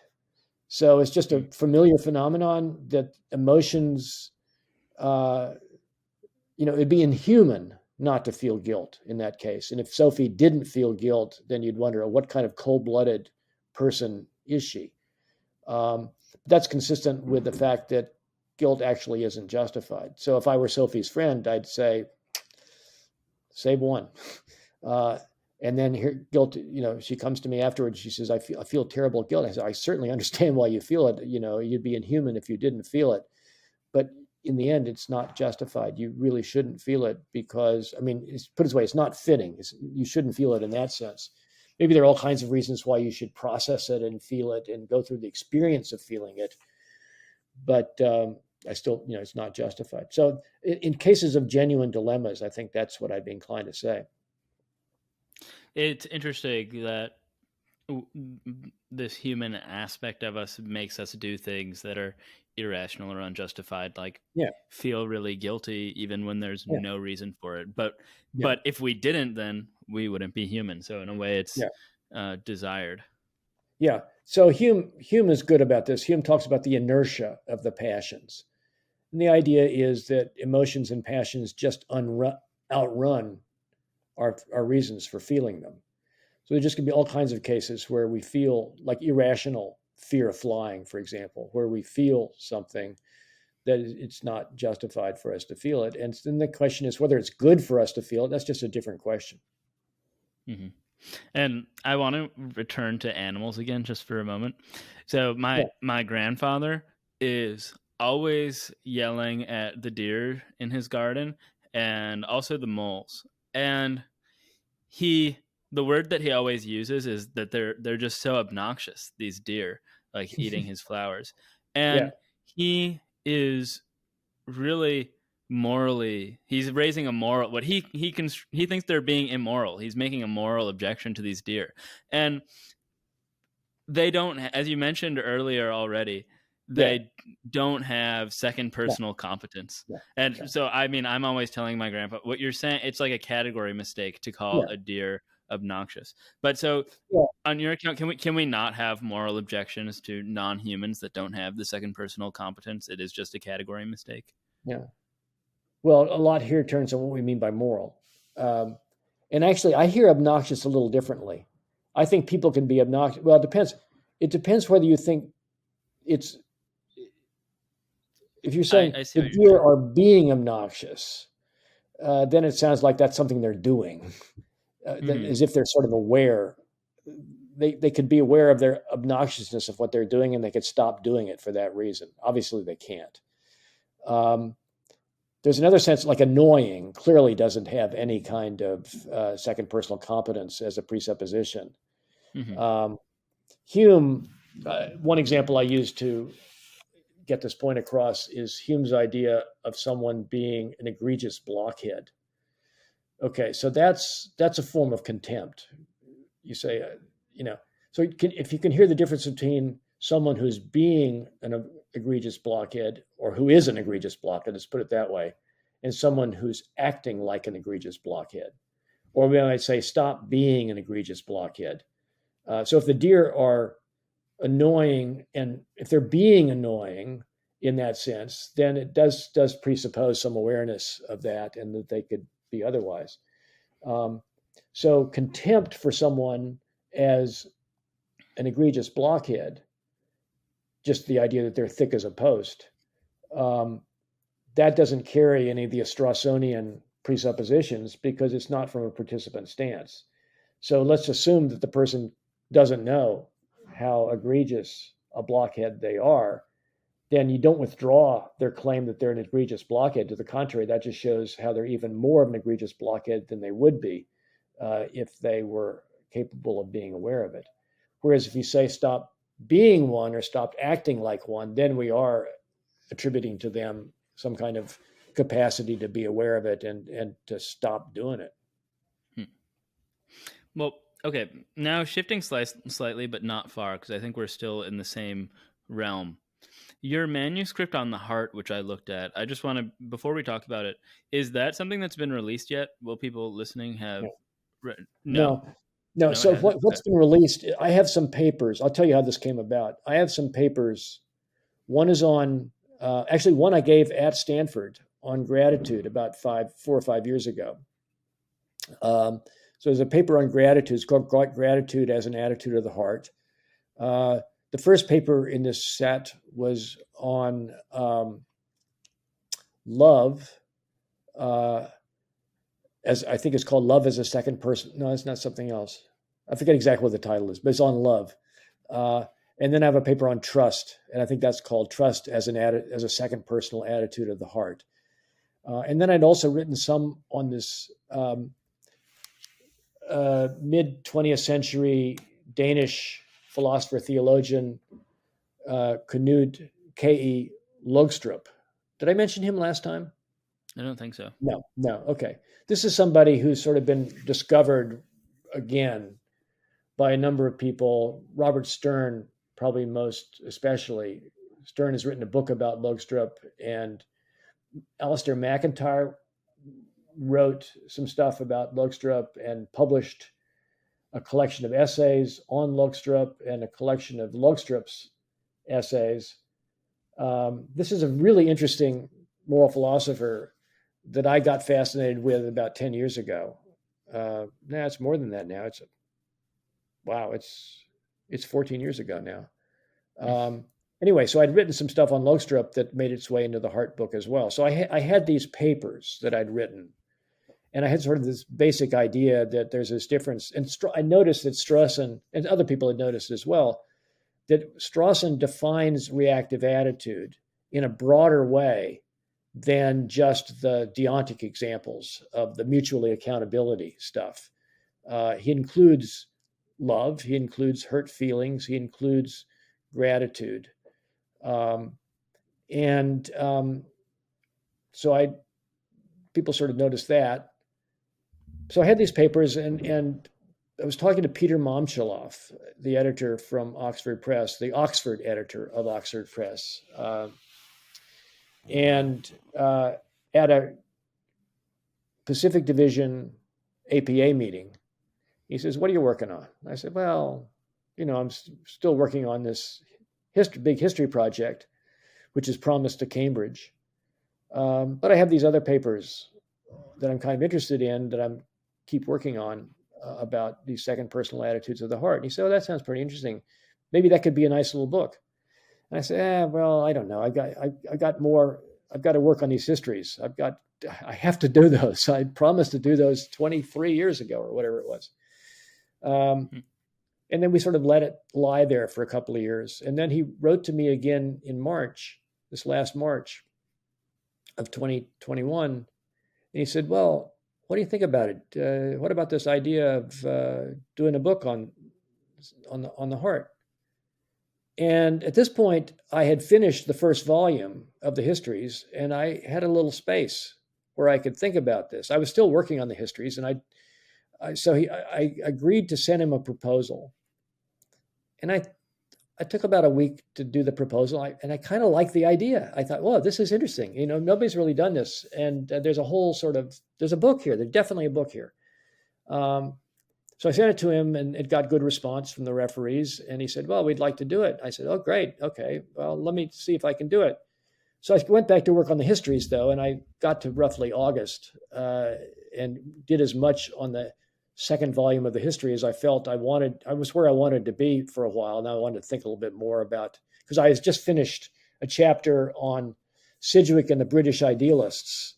And the next chapter was going to be on the early 20th century and Moore and the beginnings of analytical meta-ethics, and then sort of where before Moore and Russell, there was some kind of, and I still have to, that's what I'll be writing next in this book. It's this really interesting period where before you had the British idealists, and there still was the effect of continental philosophy among people who were writing in the same circle of people as what would become the analytical moral philosophers. So there wasn't really the split. But after Moore and Russell, there is a split, because Moore writes this thing called The Refutation of Idealism, and he shows us how to do analytic metaethics, and that sort of is the path that things take in the 20th century.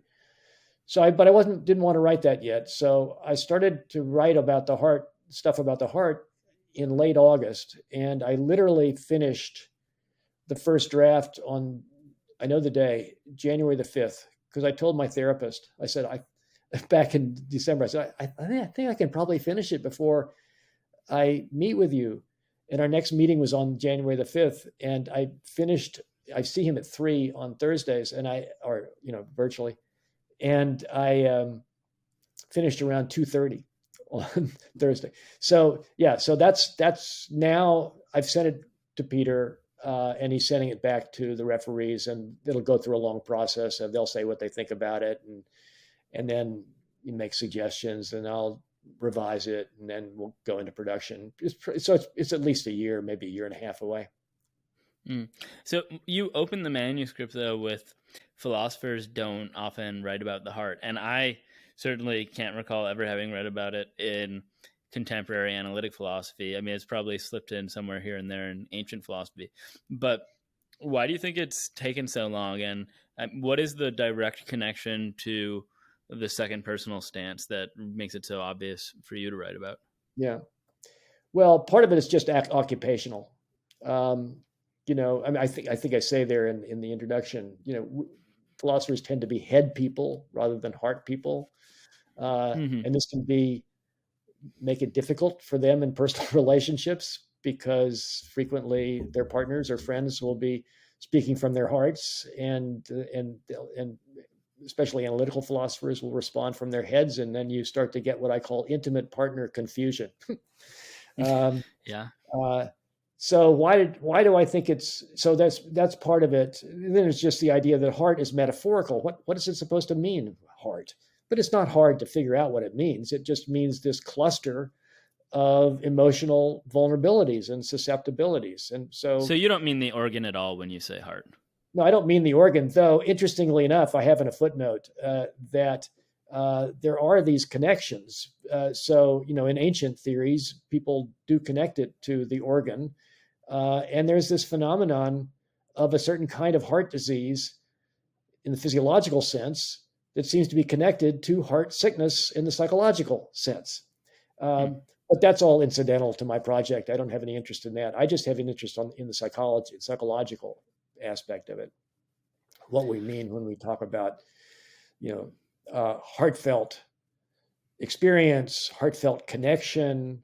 And I start off with some distinctions between heartfelt attitudes and their close cousins, which are not heartfelt. So there's this distinction between guilt and remorse. And there's a distinction between moral anger and personal anger. And when you think those through, you can see that they're really different emotions that are involved. I mean, I could go through that a little bit for you, but we'll get to it. Yeah. We'll get. I have a lot of questions about those particular things. But is the heart also meant to evoke something about like a phenomenological felt experience? Is that part of what you're getting at in writing about the philosophy of the heart? Okay. Yeah. And it doesn't have to be felt in your heart, but I think often we feel it as though it were in our heart. So we talk about holding others in our hearts. I have this example in the gratitude. I think it's a pretty interesting example in the stuff on gratitude. When performers, let's say in a classical concert, could be an opera singer, could be a violinist or whatever, when they go to receive the audience's applause. So part of what's going on with the applause is an expression of esteem. It's an expression of, whoa, that was really good, But also it's an expression of what I call heartfelt appreciation for the way the performer put themselves into the performance. And so almost always what happens is that the performer will go like this. Yeah. I was just thinking that.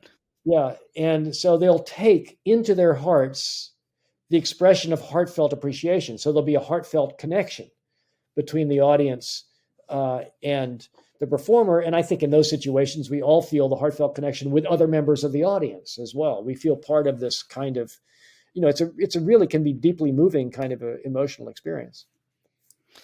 Is there just regarding this figurative language about the heart, like holding you in my heart or the heartfelt experience or being warm-hearted, do you have some sort of general thesis for accounting for that, or an account of where that comes from? Yeah. Well, I have a general theory of what's going on. Yeah, that is, sure. So this has to do with the difference, but also the similarities between the deontic reactive attitudes and the non-deontic reactive attitudes, the attitudes of the heart. So the first are what I call attitudes of the will. And these are the attitudes through which we hold ourselves and one another accountable. So take guilt or blame. Guilt reciprocates blame, blame reciprocates guilt. Blame is an attitude of the will in the sense that Strawson says, implicitly expresses the will of the blamer, because it makes a demand of the other implicitly, but it makes a demand of the other's will. So it's a will to will attitude. So that's sort of the structure of the deontic ones. And it has this sort of RSVP reciprocal structure. That is, each one calls for a response from the other. So if I blame you, I'm at least inviting, arguably calling, demanding, maybe at least calling on you to hold yourself accountable to me and to acknowledge that what you did was blameworthy, acknowledge guilt. And then I can either accept that or not. But you're inviting me to accept it. And the way I accept it is by forgiving you. In the case where it's like resentment, but I can't guilt. Only the victim can forgive. The object of resentment can forgive. The resenting person can forgive. Third parties can't really forgive, but they can stop blaming. So there's a difference between judging that what the person did was blameworthy, that continues, but you stop blaming them. You stop making a claim or making any implicit demands of them. You think, oh, this person's adequately taken responsibility, and so we have no more remaining claims against them. That's on the deontic side. On the heartfelt side, what goes on is the first move is always an opening of one's heart to another, in the hope, not the expectation, that their heart will be open to one in response. So when the audience, applauds in a heartfelt way, I have this sort of thought experiment. Imagine that we might think, well, a more effective way of expressing esteem would be like in diving competitions or in skating competitions, where the judges say exactly how good they thought the thing was. So you can imagine everybody having a little dial at their seats where they can punch in how good they thought the performance was, and then a number goes up and everybody goes, whoa, that was a 9.8 out of 10, right? Now, obviously, that would be awful with these things. Why? Because there's a way in which these things are more, it's the applause of an audience in these, and maybe it has to do with the fact that music is an expression of the heart and not just a competition, an athletic competition. Yeah. Quantifying it seems wrong. Yeah, right. So that would be awful. And so what we have is a kind of expression. So in the first instance, it's the performer who opens their heart. They put themselves into the performance. And that's why there's all this anxiety, people who do comedy, for example. There's just this anxiety of putting yourself out there. You're putting your heart out there. You're putting yourself in a position to be hurt personally. But when the audience receives it and takes it into their hearts and then gives it back to you, then you're getting a heart-to-heart connection. So what goes on is an opening of the heart, and that opening can either be accepted or rejected in the other person's heart. And when it's accepted, then that goes back to the person in the first instance. And so you get this continuing loop that can just keep going around and around. And that's heartfelt relationship. Mm-hmm. Yeah. Another dichotomy that you used to illustrate the difference between attitudes of the will and attitudes of the heart was indignation and rage. Yeah. How do those two relate to the will and the heart? And because when I hear those two words, they're almost synonymous. So I'd like to hear how you pick them apart. So there's nothing magic about the language. Anger. So we can use the word anger both with respect to what we might call moral anger or indignation on the one hand, or personal anger on the other. But I like to use a sort of self-revelatory instance of intimate partner confusion, to get the idea across.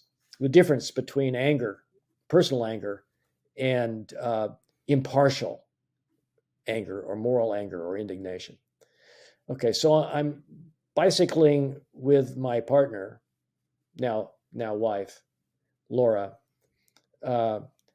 and this is sort of early on in our relationship, and we're approaching a relatively busy street, and she's in front of me. Okay, now we're carrying on this conversation as we're doing it, and I'm not really adequately sensitive to the fact that she doesn't want to be distracted because we're coming to a busy street. And so I ask her this question just as she's about to turn into the street. And she gets very angry at me. But she expresses her anger in moral terms. She's something like, how could you do that? That was really it was really wrong. It was the wrong thing to do. It was negligent. You put me at risk. And so I'm hearing it in the language of a kind of moral charge, holding me accountable. I'm hearing it as blame. Okay. I respond as if it were blame. I try to give an account. I try to justify, I say, I'm sorry, I didn't mean to do that, but here's what I had in mind, and so forth and so on. That doesn't help. In fact, it makes things worse because it puts things on the wrong plane. Because the personal anger is not about holding you accountable as a moral agent. It's about getting you to see something that was of great importance to the other person that you were slighting. You were not seeing as important. And because of that, you were not seeing the other person as important. You weren't caring as much about them. And so the way I like to put it is anger of the personal kind insistently directs your attention to something that you're not attending to sufficiently, that really matters to the other person, and is trying to get the other person, getting you to be such that it matters to you because it matters to the other person. Okay. Now that's not moral at all. That's like, look, what the fuck, what, don't you care about me? I thought you cared about me. And now here you do. So I think it's a very important contrast. And another way it takes shape is that we give people with whom we're personally involved, we have personal relationships with, a standing to be angry with us in a way we don't give third parties a standing to be angry at us. So yes, of course, if we're driving and if I cut you off or something like that, then of course you have a standing to blame me. But if you were say something like, that you really let me down there. I'm really sad about this, because personal sadness is also a second personal attitude of the heart. Then that'll seem off. It's like, well, wait a minute, what gives you standing to have that response to me? I didn't know we had this kind of relationship. So I think anger sort of fits in to personal relationships. We give others a standing to be disappointed in us, to be angry at us in quite personal ways they're not, it's not exactly itself an attitude of the heart, but I think of it as a guardian of attitudes of the heart. It's because the person's made themselves vulnerable to us and we are not similarly vulnerable to them. That's what's the occasion of the anger. Jealousy is another great example. Jealousy connects up with personal anger. Jealousy only makes sense against the background of some implied relationship that's other than just, another person. One of the things that I found most refreshing about talking about the philosophy of the heart is that, unlike maybe my discussions that I might have on the philosophy of physics or math, this really gets back to maybe what philosophy was at one point, but that is kind of missing from analytic philosophy, and that it really gives you something valuable that you can work with on improving your life and living a good life.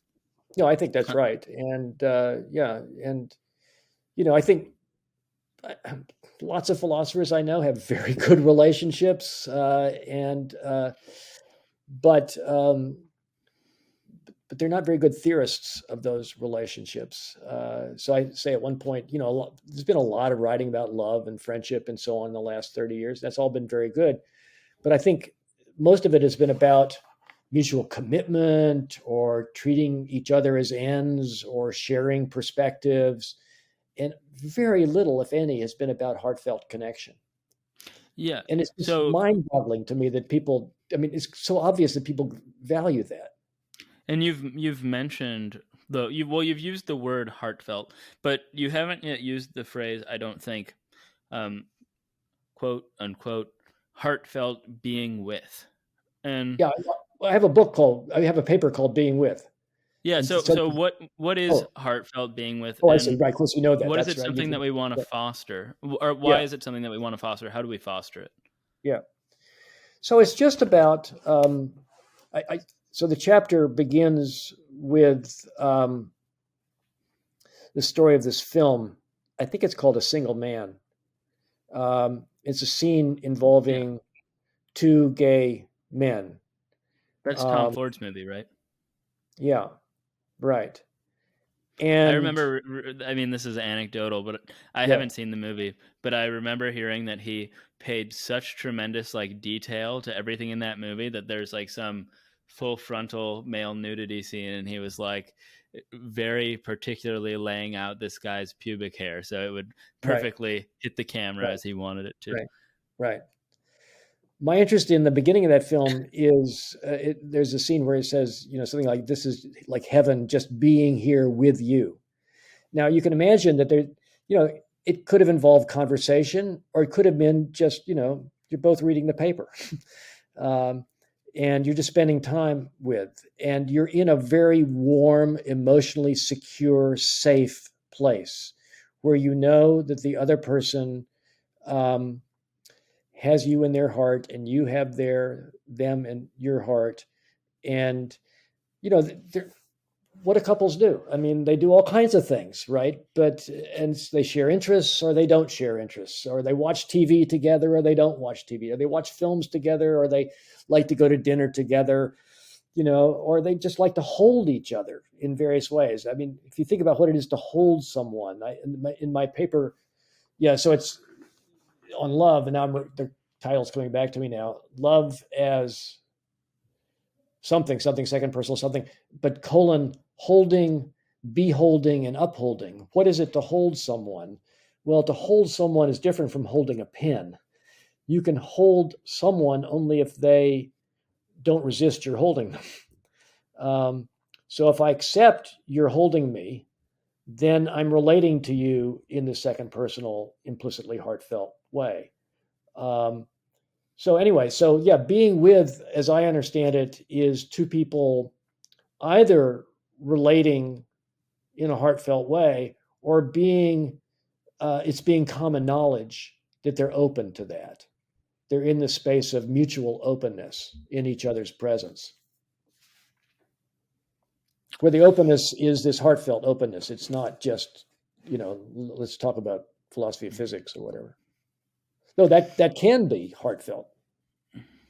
Mm-hmm.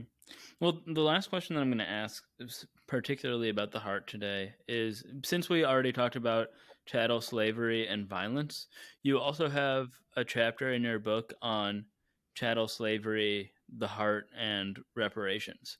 And Right. how do those three all go together? Yeah. Well, here's the idea. So this is set up by some earlier discussions in the book about the difference between guilt and remorse, and the capacity of remorse to inspire a heartfelt form of forgiveness that can heal emotional hurt. Um, so the thought is that purely deontic settlements, a tort, say, imagine a just tort settlement for some particular um, injury, uh, that can lead to forgiveness in the sense that the person relinquishes any further claims and won't hold it against you, in the sense of make claims against you, ask for more compensation or whatever. You say, okay, we're clean, but still may do nothing to heal the heart wound. Um, I have this great example of that Liz Anderson. I was talking to Liz about this, and she said, "Oh, you should read about this guy um, at the University of Michigan hospitals who he handles." I'm blanking on his name at the moment, but he handles uh, malpractice cases and complaints against the hospital about malpractice. And it used to be that, he pursued the same strategy as most hospitals still do, what he calls deny and defend. Just you rely on your lawyers to be able to intimidate the people who are bringing claims and impress upon them that you've just got more legal firepower than they're likely to, and can't we come to some reasonable agreement about this? And he realized that this was not only was it not satisfying to the victims, it wasn't satisfying to the doctors and other staff who just felt terrible about screwing up, or not screwing up, but still leading to bad outcomes for victims. And so what he went to is this system of having the doctors meet with the victims or their family. And he gives this vivid case of a man named Ahmed, who came into the emergency room. He'd been having headaches, but that's all he knew about. And then he's in the emergency room, and several hours later, he's dead. And the doctors there had tried various tests and so on, but in the middle of the process, there was something that they didn't suspect, and he died. So the family, of course, is completely grief-stricken, but also really angry, and they want the hide. They really want to hold the hospital's feet to the fire. So this guy's name is Boothman, Richard Boothman. He arranges for the doctors to meet with the family. And initially the family is just livid. They won't let them get a word in edgewise, but happily the family has their own lawyers, and the lawyers quiet them down and say, listen, you don't know how lucky you are to even have them come and talk to you. This is very unusual. And so they listen, and the doctors start to talk about what they tried to do and where things started to go wrong. And they start to cry because they feel terrible about it. And what happens is really quite remarkable. The family starts to cry as well. So the doctors open their hearts and are transparent. And then the family opens their hearts and receives what the doctors have to say. And it ends with this sort of the family showing pictures of Ahmed and talking about his life. And they're sharing together the grief and indeed also the joy of this person's life. And that goes a long way towards healing both the what's called the moral injury of the wrongdoer or the putative wrongdoer, and of course the hurt of those who've been harmed. So it's the transformative emotional capacity of attitudes of the heart, because what's being transformed is the heart itself. So I have that earlier stuff where I talk about the power of remorse to do that, and then that chapter that you're talking about. So I distinguish between reparations in the sense of either a just sort of compensation in the tort sense for chattel slavery, and not just chattel slavery, but white supremacy and all of the other institutions and activities that are the legacy of chattel slavery in the United States.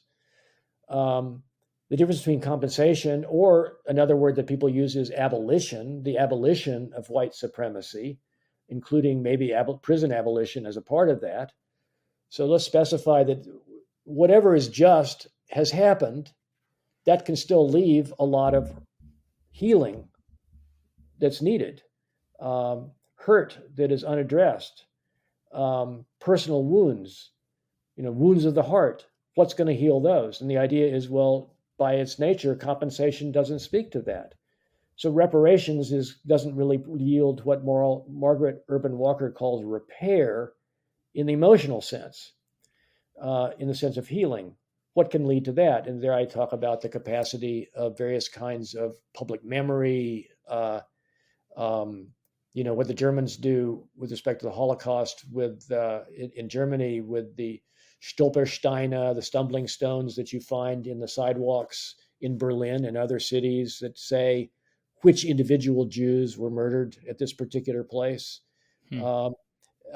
And then the way people respond to that. And so I also used the example of the Vietnam Memorial, the wall, which I think is just a remarkable thing. I mean, you're too young to know this, but if you think about the political division in this country in the 1960s between defenders of the war on the one hand, the so-called silent majority, and student radicals and also black radicals on the other, huge divisions, and a lot of it was around the war.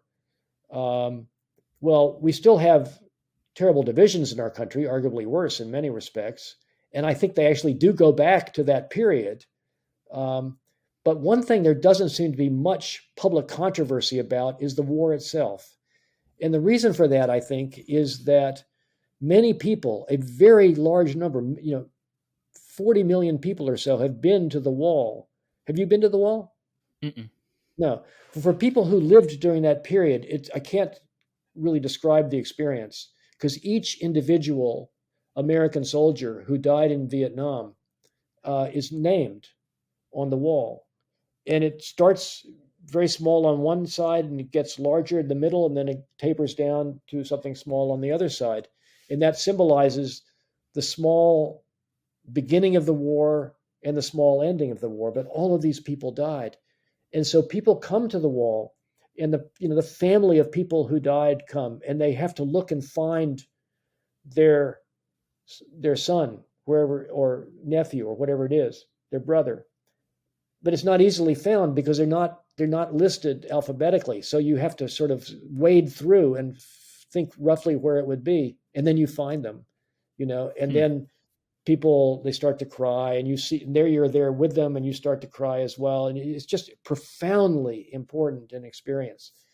And so I think things like that are possible with like white supremacy, Brian Stevenson's monument in Montgomery, Alabama, around lynching is an example. Monticello, which used to be just a kind of standard. Been there. Yeah, but recently.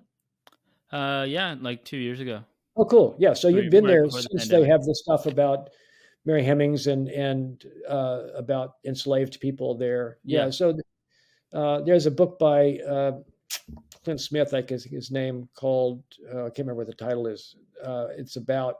He talks about Monticello and the experience of elderly white folk coming to Monticello and seeing what slavery, how it really operated on the ground, and humanizing it and individualizing it. So that kind of experience, I think. And just one last example I'll give you. There's something called Tomlinson Hill. It's a book by a guy named Clint Tomlinson, whose father, or sorry, not father, but say ancestor, was an enslaver who owned the plantation there. He did a lot of research into it, and then made some connections to some current descendants of those who were enslaved. And do you remember the NFL running back LaDainian Tomlinson? Yeah, I know the name. Yeah. So he was a direct descendant of an enslaved person. So they wrote a book together. So Clint wrote the book, and then LaDainian Tomlinson wrote the foreword. But they take a mutual pride, in making this connection. And anyway, so those sorts of things are possible, and they have to happen in all kinds of, it'll take generations, I'm sure, but it's possible. That's the thought. Well, I think we should end with the heart, but I have I have a last couple of questions just about you and the heart. And we talked a bit about how this is different from other areas of philosophy in which it really can impact the way you've lived your life. And when we ended our last conversation, we talked about those experiments that Erich Schwitzgebel did about whether or not ethical philosophers are as ethical as other people. But I mean, I'm thinking particularly of your bike ride with your wife and understanding the difference between personal anger and indignation. But how has doing this research on the heart affected your own sense of morality? And I Yeah. mean, you've been thinking about the heart for a long time, even if you weren't writing about it. So I guess I'm more generally curious about your work in ethics Yeah. over the past decades. Yeah. So I don't think it's affected my view of morality at all, because I think of morality as this deontic thing. Hmm. But it certainly affected my view of what matters beyond deontic morality. And, I kind of always knew that other stuff mattered. And I've always been seeking heartfelt connection. But the truth is, I grew up in a pretty loveless, well, my mother, as I think I've mentioned before, was schizophrenic, and so I didn't have a whole lot of love, maternal love anyway. So I've always sort of, been a little starved for it, but I didn't really know how to do it, and so through many hard lessons and also not treating other people too well, people who are close to me that I really care about, still, I say hurtful things. I don't, I can be tone deaf, and like with my sons, let's say, but God love them, they hang in there, and they still talk to me, and they still let me know. And I think, we've gotten to some really pretty remarkable places, and still have a long way to go. And then with Laura also, I mean, she's taught me a lot uh, of what I wasn't getting, and what I would need to do to get it. And yeah, and the more I've sort of figured that out, and experienced it, and become a more secure person, a lot of it has to do with being able to love myself. Uh, I really wasn't able to do that before relatively recently, and that's been Hmm. liberating in a way. Yeah. So the two have gone together, and it's really been helpful. Well, I'm curious. I mean, it's something that I certainly struggle with. What is it that happened recently that enabled you to love yourself? Oh, Or it was seeing that I couldn't really love others I wanted to love unless I did. It was not, I was too needy. I was really needed too much reassurance and too much, and I was really asking. I was putting other people in a position of sort of taking care of me in ways that I really should be taking care of myself. And other people let me know in their responses to me that this was the case. And the good, and they were patient with me. In the long run. It seemed to me awfully impatient with me in the short run, but that was just because they were impatient from the perspective of my needy self. And sort of being able to spend more time with myself. So I spent, like, in my own life, I lived both in New Haven and in Northampton. I teach in New Haven, and I have a place in New Haven where I live. And then I also live with Laura in Northampton. And so when I'm in New Haven, I'm increasingly by myself, and yeah, and getting comfortable with that, being able to spend time with myself, and not need constant reassurance from others, being able to trust in their love, and to therefore to trust myself. Those were sort of hard won lessons. when you say that it was hard to love other people without loving yourself, is that because, at least in part, of the reciprocal nature of Yeah, love, and that you want people to love you if you love them, but if you can't love yourself, then you can't accept their loving you, so it yeah, just sort of doesn't work. that's right. Yeah. So you don't really think you're deserving of love. So it's almost like you're wanting them to esteem. Is my love good enough? you know, that's just the wrong way to look at it. So in my life, for a very long time, I was substituting for love esteem. I was searching for merited esteem. Yeah. Because as a sort of substitute for love. Well, it can't possibly substitute for love. It's just a completely different thing. Um, so if you don't love yourself, then you're putting other people in a position where they can't really love you, and you can't really love them. So you kind of have to, the two have to go together. Okay. And the last thing that I'm curious about is you mentioned therapy, and I wonder how has your philosophical work had an impact on your therapy, On your therapy. experience in therapy? Well, so therapy only works if you're really honest with yourself and with your therapist. And the thing, the Schwitzgebel results are they show that philosophers are terrific at reasoning and playing head games with themselves and with others and being able to rationalize things. So there's this, philosophers, I think, I certainly, I've needed therapy for all kinds of reasons. I've been in therapy for just decades and should have been for more. But it's a perfectly normal and should be normalized thing. But philosophers can be sort of too good at being good patients, in the sense of they can psych out what the other person is trying to figure out, and then they can say things.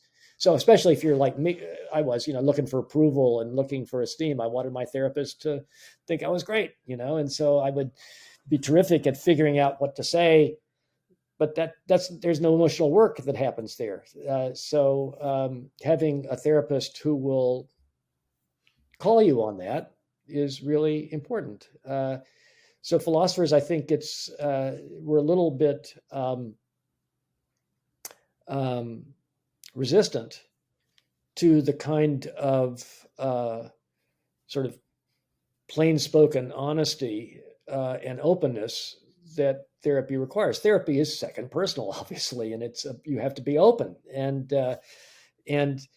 your defenses have to start to go away. Philosophers are terrific at defense. We're just great at, no, I don't think that's right. The following thing is right. I don't sure that's right. Are you making the following distinction? I'm not sure you are, that sort of thing, rather than trying to figure out the sort of truth of what the other person is saying and seeing, and then honestly responding to that and being open to it. Well, I would like to thank you for these two really fantastic conversations. I've gotten a lot out of them. I think my favorite parts have been these last parts about the heart and the more personal aspects of our talk. And I hope that we can do another one maybe when your next book on modern ethics comes out. Okay, great. Well, thanks a lot, Robinson. It's been a great pleasure, and I'll look forward to it. And thank you. Thanks again so much. Hold on, Geeslings. Before you go, please like, subscribe, follow if you haven't already. Smash all those buttons. And also, if you haven't followed me on Twitter at Robinson Earhart, or if you're not joining me every morning as I eat my pint of ice cream on Twitch at Robinson Earhart on Robinson Eats, please do so.